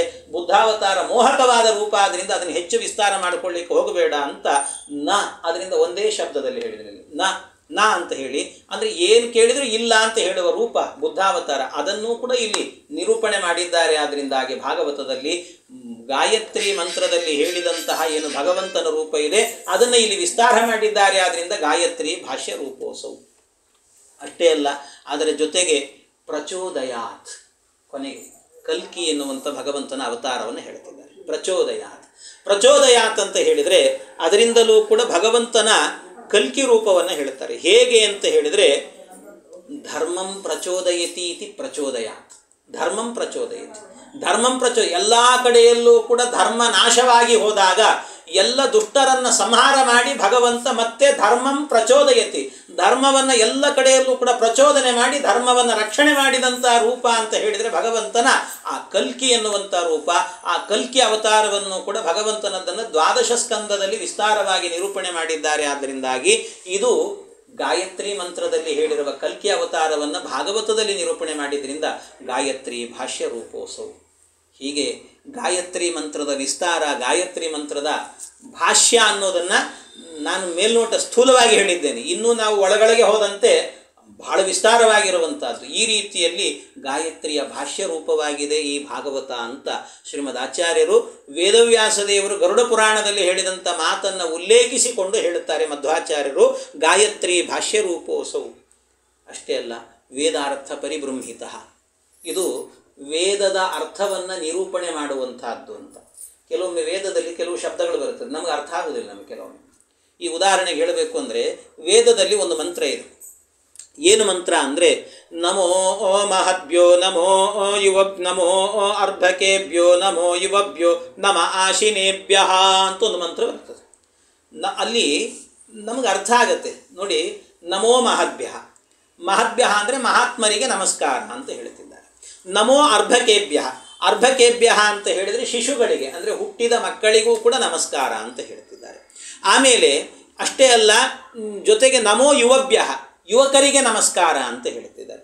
ನಮ ಆಶಿನೇಭ್ಯ, ಆಶಿನೇಭ್ಯ ಅಂತ ಹೇಳಿದರು. ಆಶಿನರಿಗೆ ನಮಸ್ಕಾರ ಅಂದರೆ ಏನರ್ಥ? ಇದು ವೇದದಲ್ಲಿರುವಂಥದ್ದು. ವೇದದಲ್ಲಿ ಏನಂತ ಅರ್ಥ ಆಗಲ್ಲ ನಮಗೆ. ಆಶಿನೇಭ್ಯ, ಆಶಿನ ಅನ್ನೋ ಶಬ್ದಕ್ಕೆ ಅರ್ಥ ಏನು ನಮಗೆ ಗೊತ್ತಾಗಲಿಲ್ಲ. ವೇದಾರ್ಥ ಪರಿಬ್ರಹ್ಮಿತ, ಇದು ಭಾಗವತ ಹೇಳುತ್ತೆ ಏನರ್ಥ ಅಂತ. ಅಲ್ಲಿ ಏನು ಹೇಳಿದ್ದಾರೋ ಶ್ಲೋಕ ಅಂದರೆ ವೇದದಲ್ಲಿ ಏನು ಬಂದಿದೆ ಮಂತ್ರ, ಆ ಮಂತ್ರವನ್ನೇ ಇಟ್ಟುಕೊಂಡು ಇಲ್ಲೂ ಕೂಡ ಏನಾಗುತ್ತೆ ಅಂದರೆ ಮುಂದೆ ಒಂದು ಪ್ರಸಂಗ ಬರ್ತದೆ. ಈ ರಹುಗಣ ಅಂತ ಒಬ್ಬ ರಾಜನ ಪ್ರಸಂಗ. ಆ ರಹುಗಣ ರಾಜ ಏನು ಮಾಡ್ತಾನೆ ಅಂದರೆ ಜಡಭರತನ ಬಳಿಯಲ್ಲಿ ಪಾಠವನ್ನು ಕೇಳುತ್ತಾನೆ. ಎಲ್ಲ ಪಾಠ ಮುಗಿದ ಮೇಲೆ ಒಂದು ಸರ್ತಿ ನಿಮ್ಮಂಥ ಮಹಾತ್ಮರಿಗೆ ಒಂದು ನಮಸ್ಕಾರ ಮಾಡುತ್ತೇನೆ ಅಂತ ಅಲ್ಲಿ ಹೇಳುವಾಗ, ನಮೋ ಮಹದ್ಭ್ಯೋಸ್ತು, ಅವನು ಹೇಳುವಾಗ ನಮೋ ಯುವಭ್ಯೋಸ್ತು ನಮೋ ವ್ಯಕೇಭ್ಯ ನಮೋ ಅಲ್ಲಿ ಹೇಳುವಾಗ ನಮೋ ಮಹದ್ಭ್ಯೋಸ್ತು ನಮೋ ಮಹದ್ಭ್ಯೋಸ್ತು, ಮಹಾತ್ಮರಿಗೆ ನಮಸ್ಕಾರ. ಅಷ್ಟೇ ಅಲ್ಲ, ನಮೋ ಯುವಂ ಅರ್ಭಕೇಭ್ಯ ಅಂತಂದರೆ ಅದು ಅರ್ಥ ಆಗಿದೆ ನಮಗಾಗಲೇ, ಶಿಶುಗಳಿಗೆ ನಮಸ್ಕಾರ ಅಂತ. ನಮೋ ಯುವಭ್ಯೋ, ಅದು ಆದ ನಂತರ ನಮ್ಮ ಆಶಿನೇಭ್ಯ ಇತ್ತಲ್ಲ, ಭಾಗವತದಲ್ಲಿ ಹೇಳುವಾಗ ಹಾಗೆ ಹೇಳೋದಿಲ್ಲ. ನಮೋ ಯುವಭ್ಯೋ ನಮ ಆವಟುಭ್ಯ, ವಟುಭ್ಯ ಅಂದರು. ಅಂದರೆ ಆಶಿನೇಭ್ಯ ಅನ್ನೋ ಶಬ್ದಕ್ಕೆ ವೇದದಲ್ಲಿ ನಮಗೆ ಅರ್ಥ ಗೊತ್ತಾಗಲಿಲ್ಲ, ಅದರ ವಿವರಣೆಯನ್ನು ಭಾಗವತದಲ್ಲಿ ಹೇಳಿದರು. ಆ ವಟುಭ್ಯ ಅಂದರೆ ಉಪನಯನ ಆಗಿರುವಂಥ ವಟುಗಳೇನಿದ್ದಾರಲ್ಲ ಅವರಿಗೆ ನಮಸ್ಕಾರ ಅಂತ ಹೇಳ್ತಾ ಇದ್ದೇವೆ ಅಂತ. ಹಾಗಾಗಿ ವೇದದಲ್ಲಿ ಹೇಳಿದ ಅರ್ಥ ನಮಗೆ ಗೊತ್ತಾಗದೇ ಇದ್ದಾಗ ಭಾಗವತವನ್ನು ನೋಡಿದರೆ ಎಷ್ಟೋ ಕಡೆಯಲ್ಲಿ ಅದರ ಅರ್ಥ ನಮಗೆ ಹೊಳೆಯುತ್ತೆ. ಆದ್ದರಿಂದಾಗಿ ವೇದಾರ್ಥ ಪರಿಬ್ರಹ್ಮಿತ, ಇದು ವೇದದ ಅರ್ಥವನ್ನು ನಿರ್ಣಯ ಮಾಡಿಕೊಡುವಂತಹದ್ದು. ವೇದಾರ್ಥ ಪರಿಬ್ರಹ್ಮಿತ ಅಷ್ಟೇ ಅಲ್ಲ, ಪುರಾಣಾನಾಂ ಸಾರರೂಪ, ಎಲ್ಲ ಪುರಾಣಗಳ ಸಾರ ಇದು. ಯಾಕೆ ಬೇರೆ ಬೇರೆ ಪುರಾಣಗಳಲ್ಲಿ ನಿಮಗೆ ವ್ಯತ್ಯಾಸಗಳು ಕಾಣಿಸಬಹುದು, ಅದು ಏನಾದರೂ ವ್ಯತ್ಯಾಸ ಕಾಣಿಸಿದರೆ ಭಾಗವತವನ್ನು ನೋಡಿ ಅದನ್ನು ಸರಿಯಾಗಿ ಅರ್ಥ ಮಾಡಿಕೊಳ್ಬೇಕು. ಹೀಗೆ ಅಂತ ಅರ್ಥ ಮಾಡಬೇಕಂತದಕ್ಕೆ ಅದು ಅಲ್ಲಲ್ಲಿ ಬರುತ್ತೆ, ನಾನು ಅಲ್ಲಿ ವಿವರಣೆ ಕೊಡ್ತೇನೆ ಅದನ್ನೆಲ್ಲವನ್ನು ಕೂಡ. ಹಾಗೆ ಪುರಾಣಾನಾಂ ಸಾರರೂಪ ಸಾಕ್ಷಾತ್ ಭಗವತೋದಿತ, ಇದು ಸಾಕ್ಷಾತ್ ಭಗವಂತ ಹೇಳಿರುವಂತಹದ್ದು. ಇದು ದ್ವಾದಶ ಸ್ಕಂದಯುಕ್ತೋಯಂ, ದ್ವಾದಶ ಸ್ಕಂದಗಳಿಂದ ಕೂಡಿರುವಂತಹದ್ದು. ಶತವಿಚ್ಛೇದ ಸಂಯುತ, ಶತವಿಚ್ಛೇದ ಅಂತಂದರೆ ಇಲ್ಲಿ ಛೇದ ಅನ್ನೋ ಶಬ್ದಕ್ಕೆ ಅನೇಕರೇನು ಮಾಡಿದ್ದಾರೆ ಅಧ್ಯಾಯಗಳು ಅಂತ ಅರ್ಥ ಅಲ್ಲ, ಬೇರೆಯೇ ಅರ್ಥ ಅಂತ ಇಟ್ಟುಕೊಂಡು ಶತವಿಚ್ಛೇದ ಅಂತ ಹೇಳಿದರೆ ಅದು ಏನು ಅಂತ ಗೊತ್ತಾಗೋದಿಲ್ಲ ಅಂತ ಅದಕ್ಕೆ ನೂರಾರು ಅಧ್ಯಾಯಗಳು ಅಂತ ಅರ್ಥಗಳನ್ನು ಮಾಡ್ತಾ ಹೋಗಿದ್ದಾರೆ ಕೆಲವು. ಆದರೆ ಇದನ್ನು ಕೆಲವರು ಮಾತ್ರ ಬಹಳ ಸುಂದರವಾಗಿ ಶತವಿಚ್ಛೇದ ಸಂಯುತ ಅನ್ನೋದಕ್ಕೆ ಮೊನ್ನೆ ಹೇಳಿದೆ ನಾನು. ಶತವಿಚ್ಛೇದ ಸಂಯುತ ಅಂತಂದರೆ ಇಲ್ಲಿ 344 ಅಧ್ಯಾಯಗಳು ಅಂತ ಅರ್ಥ. ಅದು ಹೇಗೆ ಅರ್ಥ ಸಿಗುತ್ತೆ ಅಂದರೆ, ಶತ ಅಂದರೆ ಇಲ್ಲಿ ಬಹುವಚನ ಅಂತ ಇಟ್ಟುಕೊಳ್ಬೇಕು. ಅಂದರೆ ಬಹುವಚನ ಅಂದರೆ ಸಂಸ್ಕೃತದಲ್ಲಿ ಸಾಮಾನ್ಯ ಬಹುವಚನ ಆಗಬೇಕಾದ್ರೆ 3 ಇರಬೇಕು. ಅಂದರೆ ಶತ ಅಂದರೆ 300 ಅಂತ ಅರ್ಥ. ವಿಚ್ಛೇದ ಅನ್ನುವಲ್ಲಿ ವಿ ಅಂತ ಹೇಳಿದರೆ 4 ಅಂತ ಅರ್ಥ. ಅದು ಹೇಗೆ ಅಂದರೆ ಯಾರ ಲಾಭ ಅವರ್ಗೀಯ ವ್ಯಂಜನಾಕ್ಷರದಲ್ಲಿ ಇದು ಯಾಕೆ ಅಂದರೆ ಒಂದು ಸೂತ್ರ ನಮ್ಮಲ್ಲಿ ಕಟಪಯ ಅಂತ ಒಂದು ಸೂತ್ರ ಇದೆ. ಹಾಗಾಗಿ ಆ ಸೂತ್ರದ ಪ್ರಕಾರವಾಗಿ ಇಟ್ಟುಕೊಂಡ್ರೆ ಯಾ ಅನ್ನೋದ್ರಿಂದ ಮೊದಲು ಅಂತ ಆರಂಭ ಮಾಡಬೇಕು. ಯಾ ಅನ್ನೋದು 1ನೇ ಅಕ್ಷರ, ಯಾ ರ ಲ ವ ಅನ್ನೋದು 4. ಹಾಗಾಗಿ ವಿ ಅಂತ ಹೇಳಿದರೆ 4. ಅದನ್ನು ವಿ ಅಂತ ಇಟ್ಕೊಳ್ಬೇಕು. ಅಂದರೆ 2 ಬಾರಿ ವಿ ಇಟ್ಕೊಳ್ಬೇಕು. ಅಲ್ಲಿ ಇಲ್ಲಲ್ವಾ ಅಂದರೆ ಒಂದು ಲೋಪ ಆಗಿದೆ, ಲೋಪ ಸಮಾನೇಚ ಅಂತ ಸಮಾನ ಪದಗಳಿದ್ದಾಗ ಒಂದು ಲೋಪ ಆಗುತ್ತೆ. ಹಾಗಾಗಿ ಒಂದು ಪದ ಇದೆ, ಆ ಇದ್ದದ್ದು ಲೋಪ ಆಗಿದೆ ಅಂತ, ಲೋಪ ಆಗಿದೆ. ಆದ್ದರಿಂದಾಗಿ ಅದನ್ನು ಇಟ್ಟುಕೊಂಡ್ರೆ ಏನಾಗುತ್ತೆ ಅಂದರೆ ವಿ ವಿಚ್ಛೇದ ಸಂಯುತ. ಅಂದರೆ ವಿ ಅಂದರೆ 4 ಅದು 300. ಶತ ಅಂದರೆ 300, 4 ಪಕ್ಕದಲ್ಲಿ ಇಟ್ಟರೆ 344 ಅಂತ ಅರ್ಥ ಸಿಗುತ್ತೆ. ಹಾಗಾಗಿ ಶತವಿಚ್ಛೇದ ಸಂಯುತ ಅಂದರೆ 344 ಅಂತ ಅರ್ಥವನ್ನು ಇಟ್ಟುಕೊಳ್ಬೇಕು.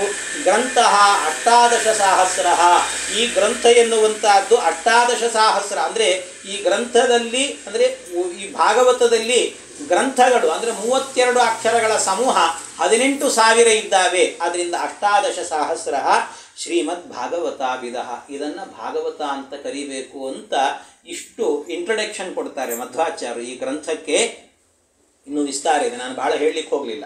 ಅಂತೂ ಅಷ್ಟು ವಿಸ್ತಾರ ಅಂದರೆ ಗಾಯತ್ರಿ ಭಾಷ್ಯ ರೂಪೋತ್ಸವ ಅನ್ನೋದನ್ನು ಇಟ್ಟುಕೊಂಡೇನೆ ಇನ್ನು 4 ದಿವಸ ಉಪನ್ಯಾಸವನ್ನು ಮಾಡ್ಬೋದು. ಅಂದರೆ ಅಷ್ಟು ಹೇಳ್ತಾ ಹೋದರೆ ನಿಮಗೆ ತಲೆ ಕೆಟ್ಟು ಹೋಗುತ್ತೆ ಆಮೇಲೆ. ಆದ್ದರಿಂದ ಮುಂದಿನ ಕಥೆಗೂ ಹೋಗಬೇಕು, ಆ ಪ್ರವೇಶ ಮಾಡಬೇಕು ಅನ್ನೋ ಉದ್ದೇಶದಿಂದಾಗಿ ಅಷ್ಟನ್ನು ಮಾತ್ರ ಹೇಳಿದ್ದೇನೆ ನಾನು. ಅದು ಯಥಾಮತಿಯಾಗಿ ಅರ್ಥ ಮಾಡಿಕೊಳ್ಳಿ. ಹಾಗೆ ಈ ರೀತಿ ಭಗವಂತನ ಈ ಕಥೆಯನ್ನು ಹೊತ್ತಿರುವಂಥ ಭಾಗವತ ಗ್ರಂಥ ಅದ್ಭುತವಾಗಿದೆ ಇದು ಅಂತ ಮೊಟ್ಟ ಮೊದಲಿಗೆ ಭಗವಂತನಿಗೆ ಒಂದು ನಮಸ್ಕಾರವನ್ನು ಮಾಡಿ ಈ ಗ್ರಂಥವನ್ನು ಆರಂಭ ಮಾಡುತ್ತೇವೆ ಅಂತ. ಜನ್ಮಾದ್ಯಸ್ಯ ಯತೋನ್ವಯಾದಿತರತಶ್ಚಾರ್ತೇಷ್ವಭಿಜ್ಞಸ್ವರಾಟ್ ತೇನೇ ಬ್ರಹ್ಮ ಹೃದಯ ಆದಿ ಕವಯೇ ಮುಖ್ಯಂತಿ ಯಂ ಸೂರಯಃ ತೇಜೋ ವಾರಿ ಮೃದಾಂ ಯಥಾ ವಿನಿಮಯೋ ಯತ್ರ ತ್ರಿಸರ್ಗೋ ಮೃಷಾ ಧಾಮ್ನಾ ಸ್ವೇನ ಸದಾ ನಿರಸ್ತಕುಹಕಂ ಸತ್ಯಂ ಪರಂ ಧೀಮಹಿ. ಯದ್ಯಪಿ ಇಲ್ಲಿ ಧೀಮಹಿ ಅನ್ನೋ ಶಬ್ದ ಹೇಳಲಿಕ್ಕೆ ಬರೋದಿಲ್ಲ, ಅದು ವೈದಿಕ ಶಬ್ದ. ಆದ್ದರಿಂದ ಇದು ಗಾಯತ್ರಿಯ ಭಾಷ್ಯ ಅನ್ನೋದನ್ನು ತಿಳಿಸ್ಲಿಕ್ಕೆ ಧೀಮಹಿ ಅನ್ನೋ ಶಬ್ದ. ಯಾಕೆ ಅಂದರೆ ಮೊದಲಿಗೆ ಹೇಳುವಾಗ ತತ್ಸವಿತುರ್ವರೆಣ್ಯಂ ಭರ್ಗೋ ದೇವಸ್ಯ ಧೀಮಹಿ, ಅಲ್ಲಿ ಧೀಮಹಿ ಇದೆಯಲ್ಲ, ಇದು ಗಾಯತ್ರಿಯ ಭಾಷ್ಯ ಅನ್ನೋದನ್ನು ಸೂಚನೆ ಮಾಡಲಿಕ್ಕೇನೆ ಧೀಮಹಿ ಅನ್ನೋ ಪ್ರಯೋಗ. ಯದ್ಯಪಿ ಲೌಕಿಕ ವ್ಯಾಕರಣದಲ್ಲಿ ಧ್ಯಾಯೇಮ ಅಂತ ಪ್ರಯೋಗ ಆಗಬೇಕು, ಇಲ್ಲಿ ಧೀಮಹಿ ಅಂತ ಬಳಸಬಾರದು. ಆದರೂ ಧೀಮಹಿ ಅಂತ ವೇದವ್ಯಾಸದೇವರು ಬಳಸಿದ್ದಾರೆ ಅಂದರೆ ಇದು ಗಾಯತ್ರಿಯ ಭಾಷ್ಯವಾಗಿದೆ ಅನ್ನೋದನ್ನು ಅನುಸಂಧಾನ ಮಾಡಬೇಕು ಅನ್ನೋದಕ್ಕೋಸ್ಕರ ಆ ಶಬ್ದವನ್ನು ಪ್ರಯೋಗ ಮಾಡಿದ್ದಾರೆ ಅಂತ ಇಟ್ಟುಕೊಳ್ಳಬೇಕು. ಹೀಗೆ ಮೊದಲಿಗೆ ಮಂಗಳಾಚರಣೆಯನ್ನು ಮಾಡಿ ಭಗವಂತನ ಸ್ತೋತ್ರ ಮಾಡಿ ಶ್ರೀಮದ್ ಭಾಗವತವನ್ನು ಆರಂಭ ಮಾಡುತ್ತಾರೆ. ಆ ಮಂಗಳಾಚರಣೆಯಲ್ಲೇ ಭಗವಂತನನ್ನು ಹೇಗೆ ಕೊಂಡಾಡಿದ್ದಾರೆ, ಏನೆಲ್ಲ ವಿಚಾರವನ್ನು ಹೇಳಿದ್ದಾರೆ, ಆ ಎಲ್ಲ ವಿಷಯಗಳನ್ನು ಕೂಡ ಮತ್ತೆ ನಾಳೆ ದಿವಸ ಸೇರಿದಾಗ ಅದರ ಚಿಂತನೆಯನ್ನು ಮಾಡೋಣ ಅಂತ ಹೇಳುತ್ತಾ ಇಂದಿನ ಉಪನ್ಯಾಸ ಕೃಷ್ಣಾರ್ಪಣಮಸ್ತು. ಸಂತುಷ್ಟನಾಗಿ ಮುಕುತಿ ಕೊಟ್ಟು